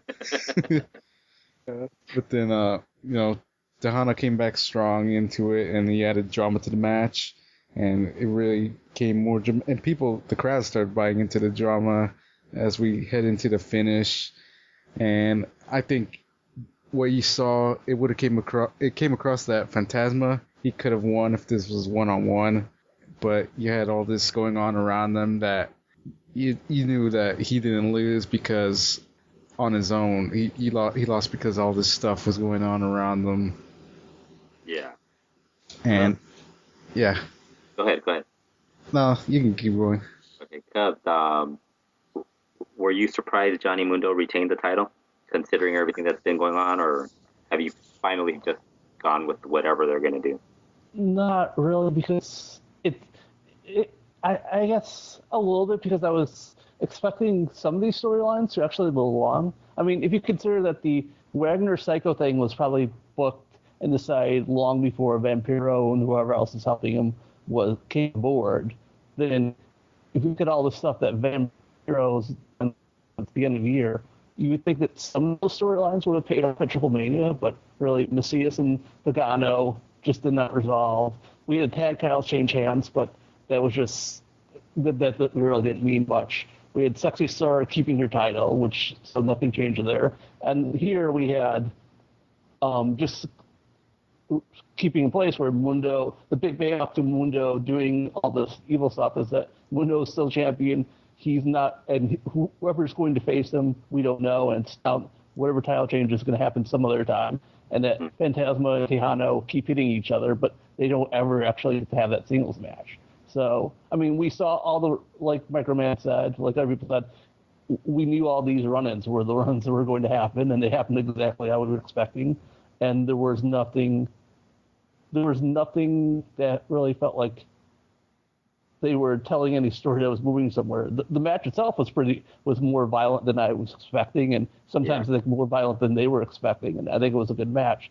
But it did not seem like some sort of big show payoff you would expect for the biggest show of the year. Yeah. Do you think the next big match is going to be Mundo defending against Vampiro? Because that kind of seems like what they were leaning towards at the end of this whole thing. It doesn't seem like they should do that match yet, because it seems like it's too soon even still for Vampiro to challenge for a title. But I'm sure that like their December end of year, it's him or it's Cross, or maybe it's Cross first, and then after Vampiro beats Cross to get the briefcase, then Vampiro challenges for a title. Who knows? It was really, I mean, in all seriousness, Psycho Clown should be the guy going after a title, but Psycho Clown was a big hero at the end of the show, but they didn't even suggest that. So I'm not sure there is a plan at this point, or it's just like nebulous ideas of things they might do. Yeah. So Rob, what were your thoughts on this match? I'll just get the two negatives out of the way quickly. The production was awful. Mundo almost killed himself at one point, and the cameras completely missed it. They missed another spot late where Tejano got put through a table by Cross, which set up the finish. Just awful. I didn't like the run-ins. I didn't like how it overshadowed the good match that was going on. But if you just count the start of the match until the run-in started, I rewatched this one today. I thought this was the AAA match of the year. Unfortunately, you have to include the run-ins, so it goes down. That's why I thought the second match, the late Llave La Gloria, was better. But if you would have just stuck to letting these guys do a clean finish, I thought this would have been the AAA match of the year. The blood added a lot of emotion. The intentional blood from Tejano plus the non-intentional blood from Phantasma. Mundo worked really hard. They did a lot of cool stuff, like I think Micro said that it started really slow, but then it built up into something really nice. So I give these guys all the credit in the world, and I feel really bad that they couldn't get their moment in the glory to do a clean finish and get the respect they deserve for the performance they had. I don't even want to address the attention whore who had to steal Dr. Wagner's big line just to get any sort of reaction while he was jerking off to himself afterwards by chokeslamming Mundo. Fuck Vampiro. These guys deserved way more, and I even wrote that to Phantasma on Instagram. He liked the message. I know he agrees with me, even though he can't say it. I would love to see these guys do a rematch or something else later on down the line where they get their own moment in the sun. Tremendous performance by all three. Can't say anything more about it. Yeah. I mean, the whole Vampiro thing, when he was like getting the fans to cheer for him, was also pretty hilarious. The guy's insane. Dylan, what were your thoughts on this match? Yeah, these guys pretty much said it all with the match. This was a really crazy match. I had to take note of the blood from both Phantasma and Tejano as well. I completely agree with Rob that added a lot to the drama of the match. Unfortunately, the run-ins came, and it was cheesy and lame and played out, and we all predicted it. But that doesn't take away the effort that these three men brought into the match here, and I think that's great that they really tried hard. I think you can make that criticism a lot with Johnny Mundo in AAA, where maybe he doesn't try as hard as he should. But in this match, he brought it. The other two men definitely held their own. I think Phantasma is definitely one of the top guys, if not the top man, as Microman said. I think you could definitely make that case that he's the best wrestler in this company. After the match with Vampiro, it is what it is. He needed to chant his name and go crazy for the fans to even start to chant him. He couldn't do it on his own because he's actually over. He had to chant for them first. But I thought that was pretty amusing. But it was just a really good match. Definitely a lot. It was actually kind of better than I expected it to be honest with you. And I was happy to see it played out this way. I wish maybe someone else besides Vampiro could have gotten this moment. But what can you do? What can you do in AAA? You know, so if you accept it and accept it for what it is, it's okay, I guess. But it was a good match overall. Yeah. Finally, we get to the last match on the show. At this point, we have already watched about 6 hours of Triplemania, and I think most of us were pretty much dying at that point. But this was really worth it. It was actually pretty good. Psycho Clown beating Dr. Wagner Jr. in a mask match. Earlier in the day, there was a poster that was making the rounds on social media where it was announcing that Dr. Wagner Jr.'s first match unmasked would be happening in Oaxaca on, I think, September 17th. Or they were the first ones that promoted it. There's other promotions that are running Doc versus Psycho. I think tonight Cantu is running a show with that, and Arena Afición also has a show with him. But this was the one that actually said it would be the first time Dr. Wagner Jr. unmasked. So everybody was like figuring out, okay, so maybe it is Dr. Wagner Jr. losing. And then somebody else posted a picture of the poster at the arena where it said it wasn't. It was just he could be without his mask on this show. I know some of the AAA people were like, see, it's not true. Don't believe it. But I think at that point, I know there was a lot of people really picked Dr. Wagner Jr. to win this match. And I think a lot of it has to do with the whole, the Ultimo Girl car incident. People thinking Psycho Clown was probably going to have to pay off something with his mask. Other people were pointing out how Dr. Wagner Jr. was growing his beard long and it's gray now. And they thought, there's no way this guy's going to unmask with that beard. And apparently we were all wrong. And I thought it was a pretty good match. We saw a couple of people in the crowd, including Psycho's families. Nero Casas' daughters, Araida, was there. The kids that we're most familiar with because Nero Casas is usually playing with them in the ring or carrying them with one arm. His other daughter, Omi, was also at that show cheering Psycho Clown. So also interesting was Dr. Wagner brought in his son as a second, and he brought some of his other kids with him.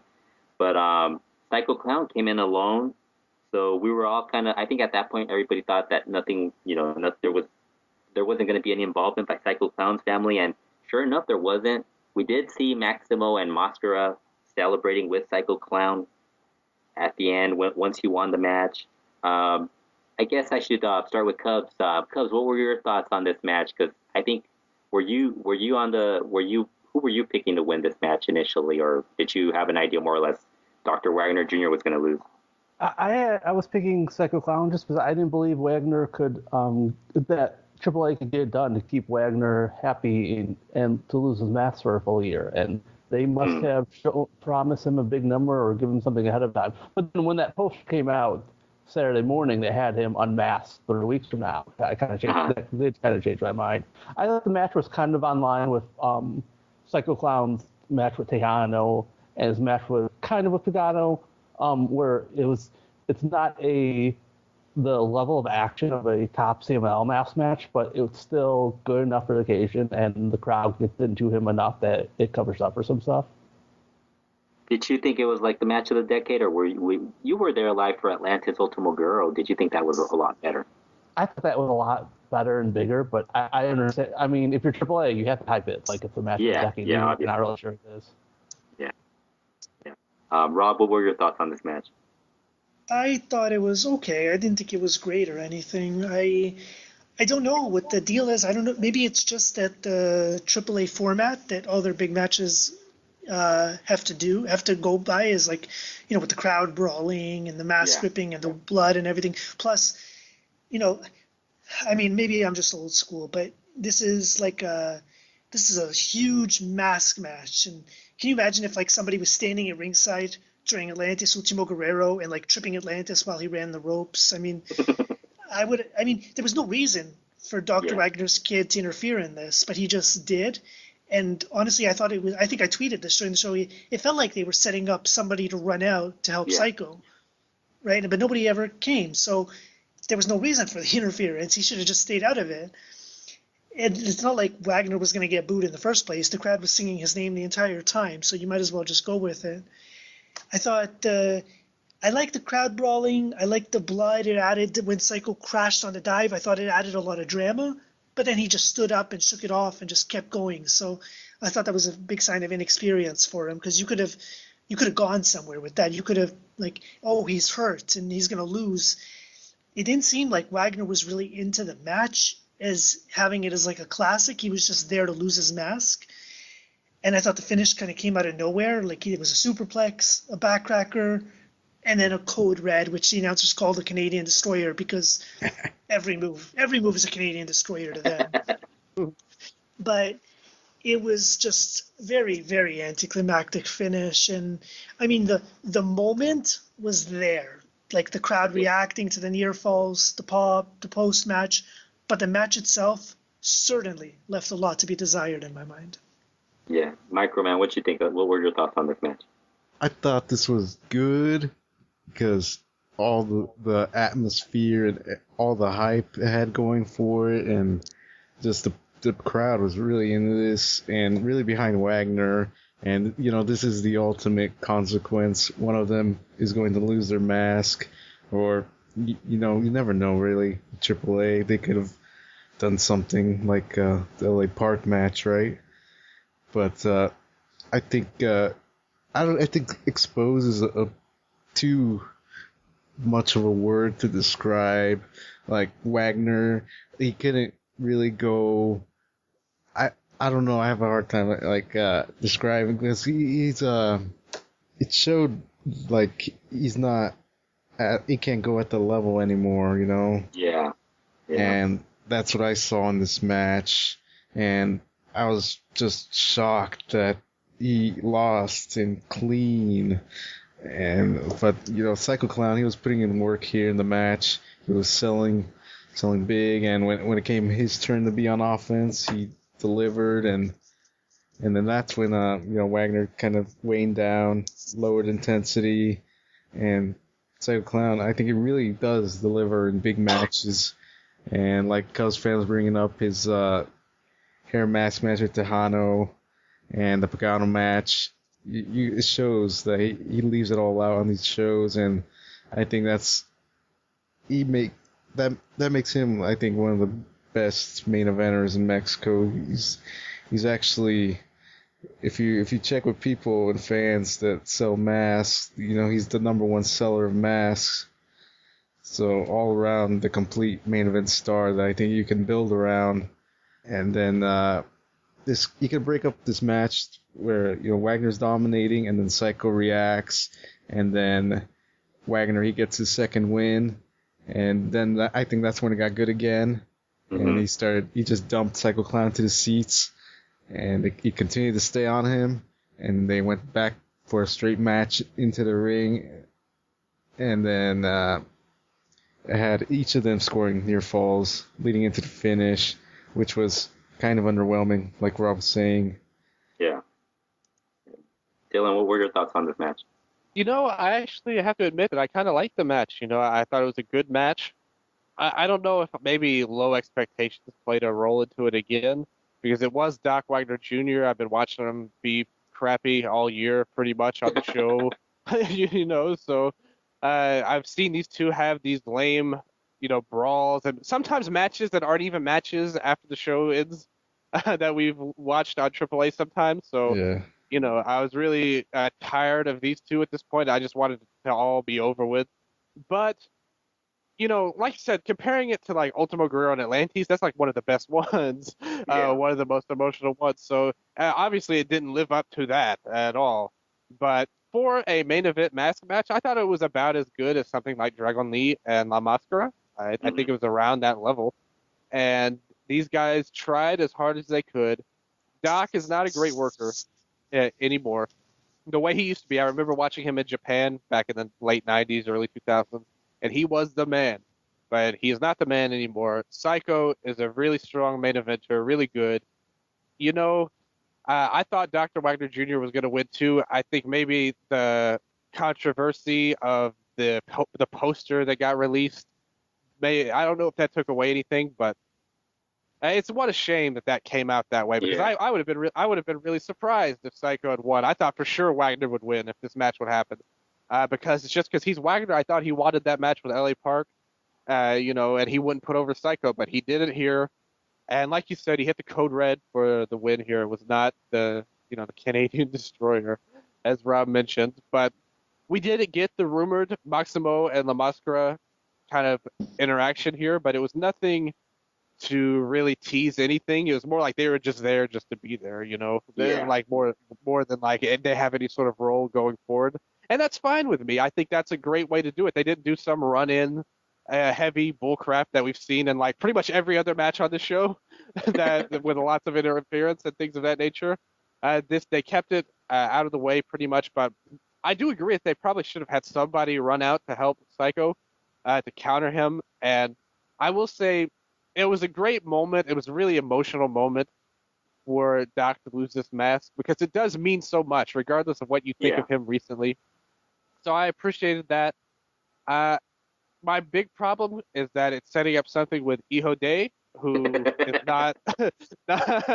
not someone I want to see in a Triplemania main event. No offense to Iho Day Dr. Wagner. But, the guy, the match was good, though. I actually liked the match. I think I liked it a little bit more than Rob did. I think it was a good match, honestly. Yeah, so I should go on with this. How excited are you guys about the Triplemania 26 main event of Psycho Clown versus Hijo de Dr. Wagner Jr.? Do you see that happening, Cubs? I see the Panther versus Sam Adonis as a better chance of happening than Hijo de Dr. Wagner versus Psycho Clown. Yeah, I mean that just seemed like you're right, Cubs. Well, I know if that's the main event for Triplemania 26, I will not be watching. I've seen Hijo de Dr. Wagner Jr. and even at Dr. Wagner Jr.'s current state of what he is now, Hijo de Dr. Wagner Jr. is not even at that level. Like, he's not even close to good at that level. So I don't know about that. So I guess overall, I'll ask you guys what your overall thoughts were on the show. Like, would you give it a thumbs up, thumbs down, thumbs in the middle? I'll start with you, Rob. What were your thoughts overall on the show, Triplemania 25?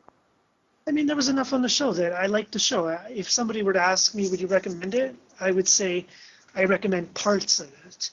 But overall, I mean, especially, I can't stress this enough, when you compare it to the 2 previous years, and maybe even 3 previous years, this was an excellent showing by AAA standards. There's like 4 good matches that you want to check out. The second Llave Gloria match, the opening match on the show, the tag team title match, and then the ladder match, and of course the main event. So there's more than enough for somebody to watch.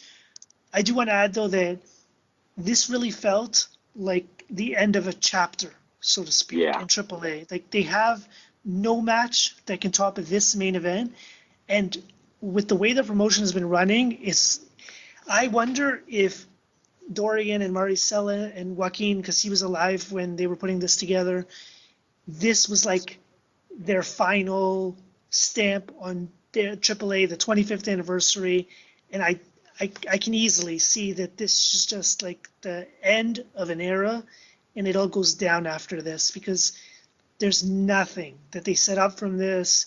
There's nothing looking forward that you could think that they could be setting up. But if this is the way that they're going to go down, if this is the final Triplemania in AAA as we know it, I mean, they went out with a bang, because AAA will always be known as the company that got Dr. Wagner Jr.'s mask, and that is no small feat. So I didn't think they could pull it off, and I want to send out a huge congratulations to AAA. They definitely made me eat my words. They got Wagner's mask. Mm-hmm. Microman, what were your thoughts on the show? I would give it a thumbs up. I think this is my favorite and best Triplemania for the past 5 years, I'd say. Mm-hmm. I think this one outdoes all those. And yeah, there's just more good. There's more positives than negatives. And there's like, if you want to watch it, there's like an hour or an hour plus like right in the middle of the show that you can just skip over. And I enjoyed it. I thought it was entertaining. Even the Torneo Triplemania was entertaining to see the people come out and the crowd react to them. But the action, skip the actual match. Skip. Yeah. Dylan, what were your thoughts on this? Did you like it? Fredo, when I look at this show, like Rob kind of alluded to and said, it's really a tale of two shows almost when you look at it, because the good was good. I actually liked the main event. I thought I think you can make the case it was the best match of the night, either that or the second Llave de la Gloria match. The bad was offensively atrocious and some of the worst wrestling I've seen all year. So it's hard for me to say I give it this big thumbs up, because I think when you look at the reaction, people are talking way more about the bad parts than the good, because I think the bad is a lot worse than the good on this show. I think if you watch like the TLC match, the main event, and the second Llave de la Gloria match, I think you'd be and the tag match too with Aerostar's big dive.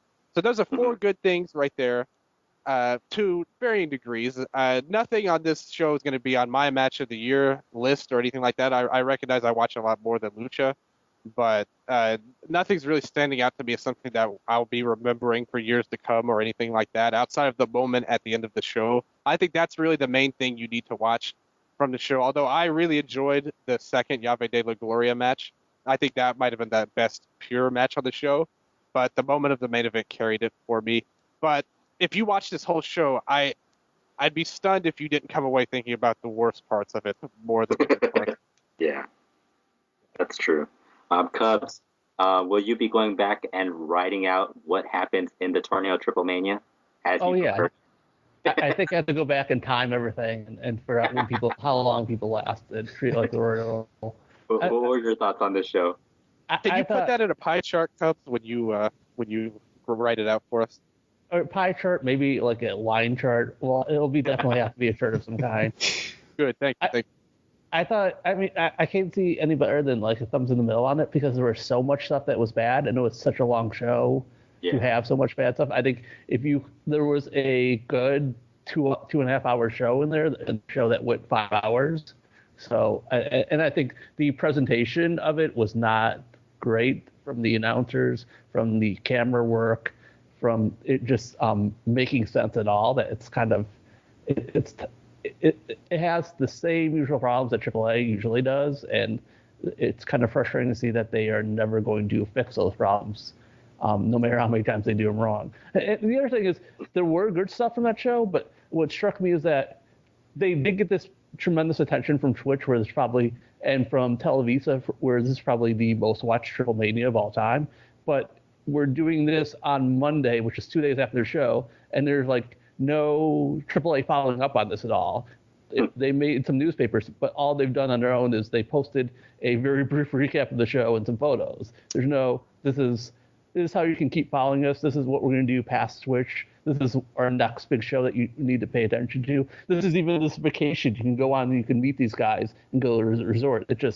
We had a show. We're not really going to talk about anything until we have another show. Maybe because of the Sexy Star thing, but I think even if that thing didn't happen and they weren't trying to desperately avoid talking about that, they probably doesn't seem like they had a plan to follow up on the show. And I think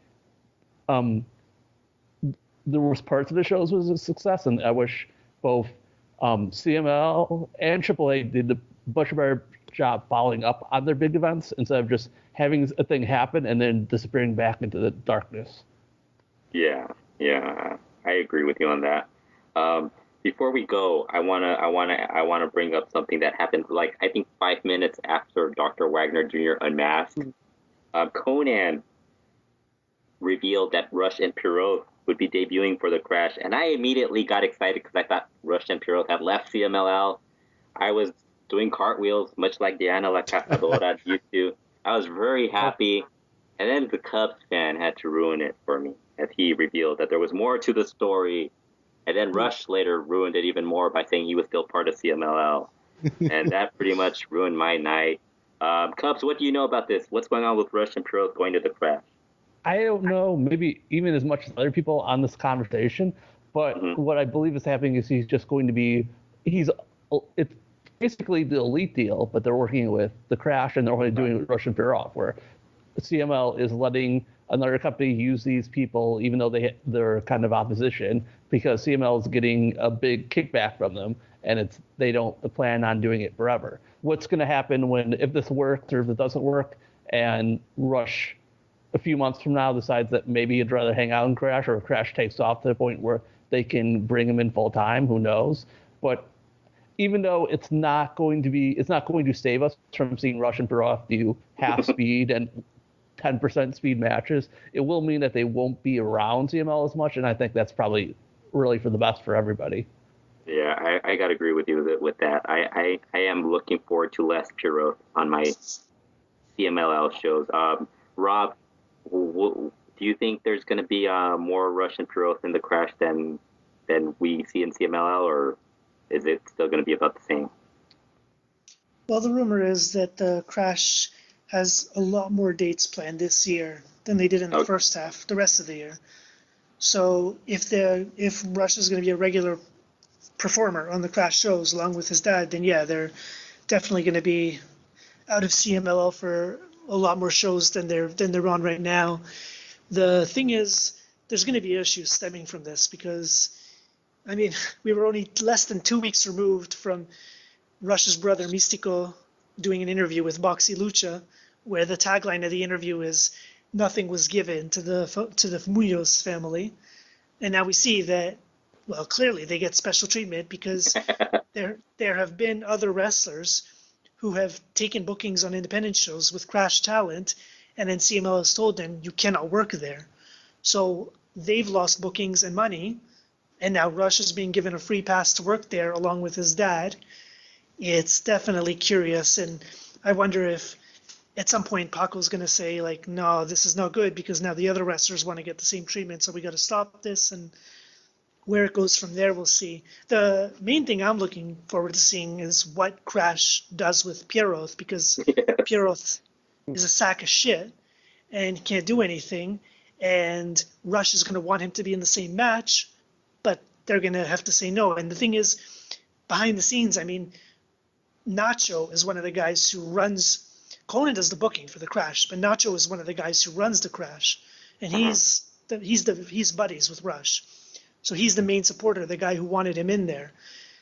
I hope this doesn't, I mean, I'm hoping this doesn't turn into a situation where Nacho's going to want Rush to be used a certain way with his dad, and Conan's going to say no. And then we could have a situation like with Conan at AAA where he's being overruled on decisions. And, you know, when Conan starts to be overruled on situations, things fall apart really quickly. Yeah. So we'll see how it all goes, but for now it's interesting because I'm really interested in seeing Rush versus Penta. Yeah, and Pierroth versus Arcangel Divino and those guys. Oh my God.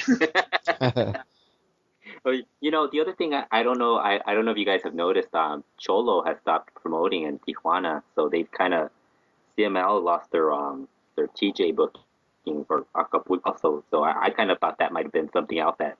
I'm guessing that's probably something that if we start seeing more CML guys in the Crash, that could be one of the reasons that it happens. I don't know, because Cholo's kind of like disappeared on everyone, so I don't know what's going on. It seems like, I don't know. I know Conan wants to get Dragon Lee in the Crash. I don't know. Sorry to cut you off. Are you putting this podcast up like right when we finish? Like right now? We're probably gonna do another podcast, so probably not. I was going to say that there's a rumor out there that, you know, because the part of this is that the Crash is doing a free press conference in Mexico City tomorrow to introduce Rush and Pierroth, and there's actually a rumor that they have another surprise planned for that press conference. So I was going to give that as the scoop if you were going to post it today, but I guess it doesn't matter at this point. I'll look like an idiot if they don't end up doing it. But my whole thing was they shouldn't do it. Why don't you just say it right now so we could and then we'll just edit it? Because it's not confirmed, but it's supposed to be somebody who wrestled on Triplemania. I'll leave it at that. Oh, okay. The thing is, I mean, this is classic. Please stop doing this. If Rush is your big acquisition, don't have somebody else show up who could possibly overshadow it. Like, you really need. I understand you want to put the screws to AAA and make them look bad a couple days after their big show by getting someone to jump, but if you're introducing Rush as this big signing who's going to be your big match against Penta, I really hope the press conference tomorrow is just him and just building up a match with him, because it's just too much. You don't want to you save it up. You can embarrass AAA another time, is my point. Well, you remember how AAA, when they debuted Dr. Wagner Jr., it was the same day they debuted Marco Corleone, which that didn't really do any favors for Marco. I mean, that pretty much killed Marco's moment. Yeah. So. Yes. Can't wait to see Rush. Dylan, what were you going to say? Yeah, I can't wait to see Rush and Bestia del Ring versus the Lucha Brothers in the Crash coming forward that they announced, and also Psycho Clown jumping to the Crash tomorrow. That's what I hope happens. Pierroth. I mean, talk about a guy who doesn't fit in the Crash. I can't think of one guy in the Crash that is as awful as Pierroth. I mean, I don't know, Microman. You watch a lot of Crash. Is there anybody as bad as Pierroth? I'm trying to think. Okay, let me ask you this, Fredo, while he thinks. Is there anyone in IWRG who's as bad as Pierroth? Oh, there probably is. Yeah, there's probably a couple of guys. Veneno's been pretty bad the times I've seen him, but he might actually be more entertaining than him. Yeah.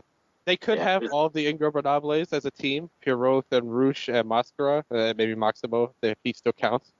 Yeah, I'm guessing that's more what they want, but I mean, I don't know. Conan's going to have a headache trying to figure out how to use Pierroth, because Rush is really attached to his dad. I mean, that's been our issue with watching CMLL, where they don't break them apart or anything. So I guess I should ask.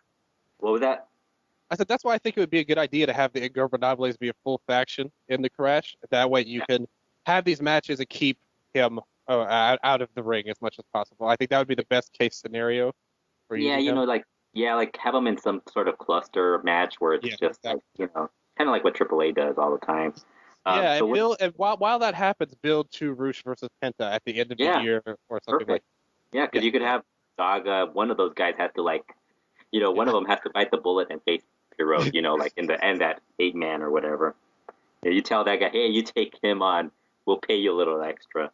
So I guess I should end the show by asking you guys, what do you guys have? What are you guys looking forward to coming up?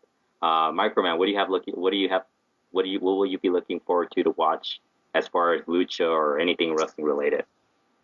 I think I found a name that's as bad as Pierroth. Oh no.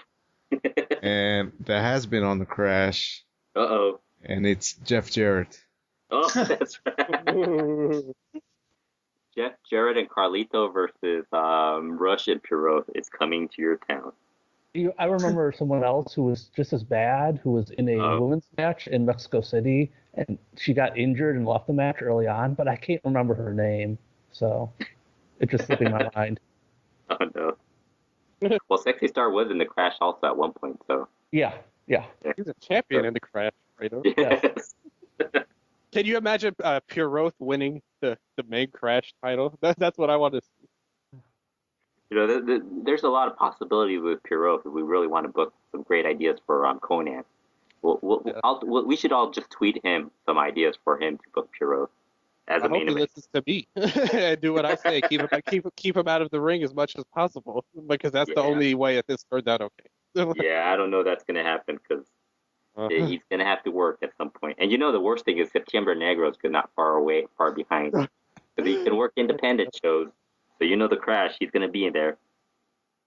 So Michael, man, what are you looking forward to right now? So what I'm looking forward to, that if there's a chance we get to see anything that the Crash shoots for their shows or whatever, rumored shows, that'd be great.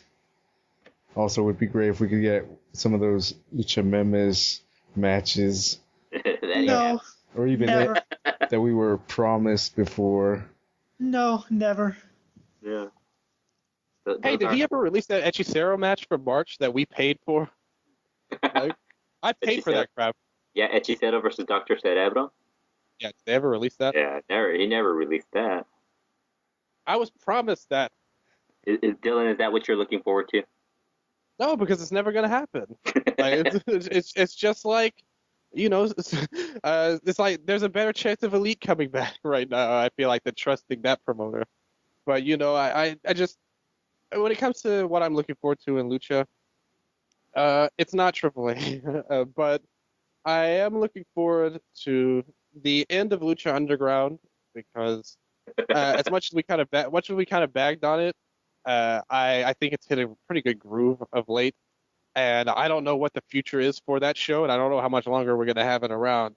So I am looking forward to that, and I'm looking forward to the Grand Prix and the the Anniversario. I think I may be the only person that's not as hard on Diablo Roja and Gran Guerrero. I think they're gonna have a good match, so I like that. I'm really excited to see Zuxis get a match, one of my favorite wrestlers actually in Mexico.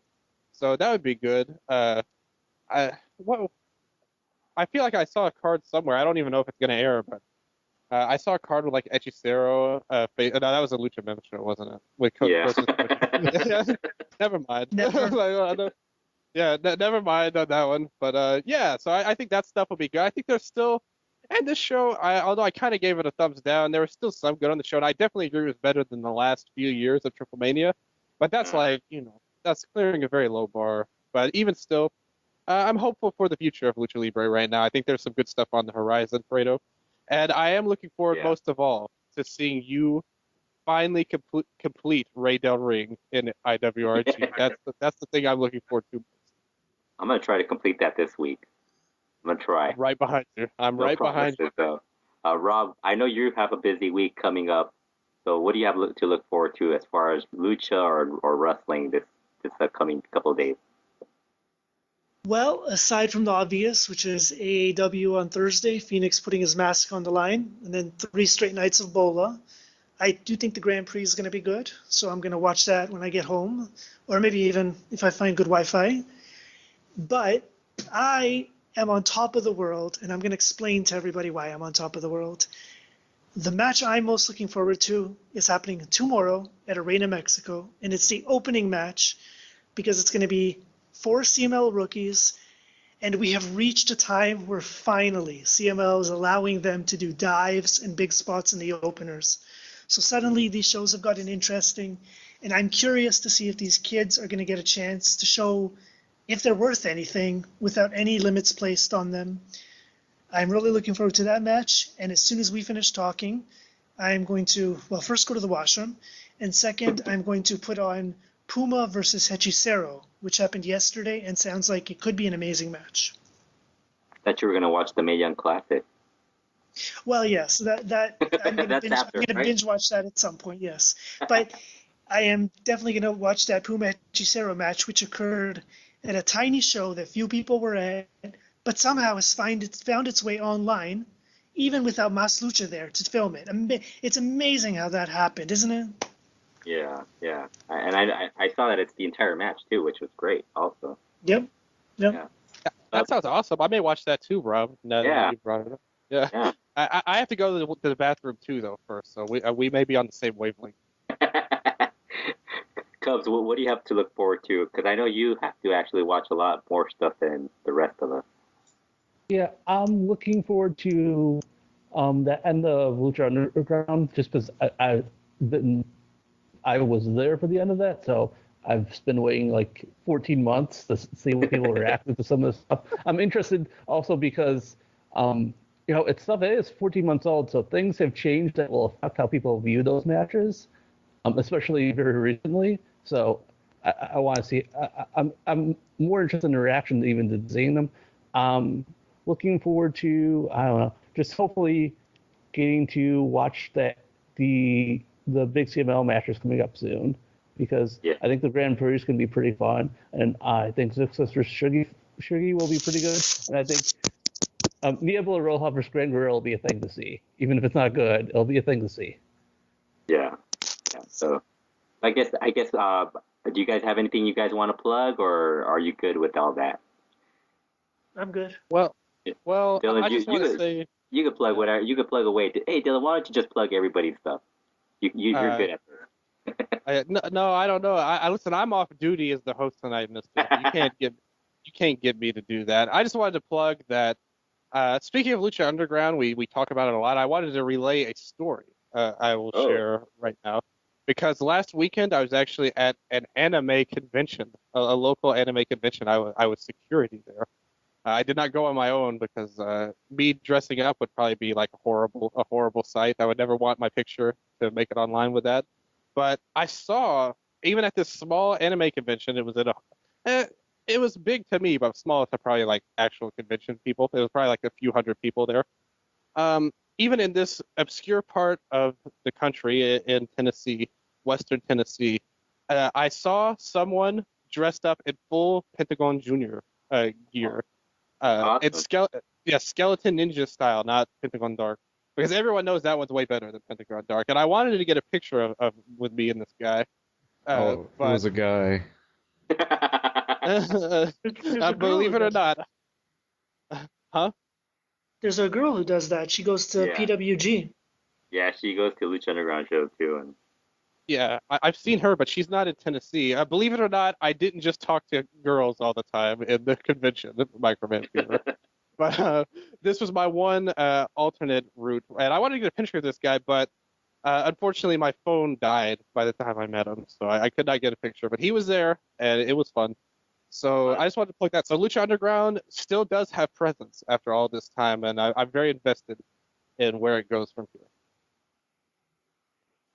So that sounds good. You know, we should probably end this now because we've already gone like way past the limit of what we normally do. I mean, I think this is like almost going to be a 3-hour podcast. This is like Chris Zellner level now. So I guess I should thank 3 more. You want to go 3 more hours? I think we're going to have to in a bit. But judging from the length of this show, I'm starting to wonder how long our other podcast will be. But I want to thank all you guys for doing the podcast. You guys can find out all the information on them. I will post all their Twitter information on the links on the post that I put up. You guys can find all that stuff because I'm not going to go through everybody's. I think I just did it in the beginning, so you guys can. Yeah. Exactly. At MicromanFever, at Rob Viper, at LuchaBlog, at The Real Fredo, and at Dylan Zero Sky. There you go. See, Dylan, you're good at it. You know everybody's by memory.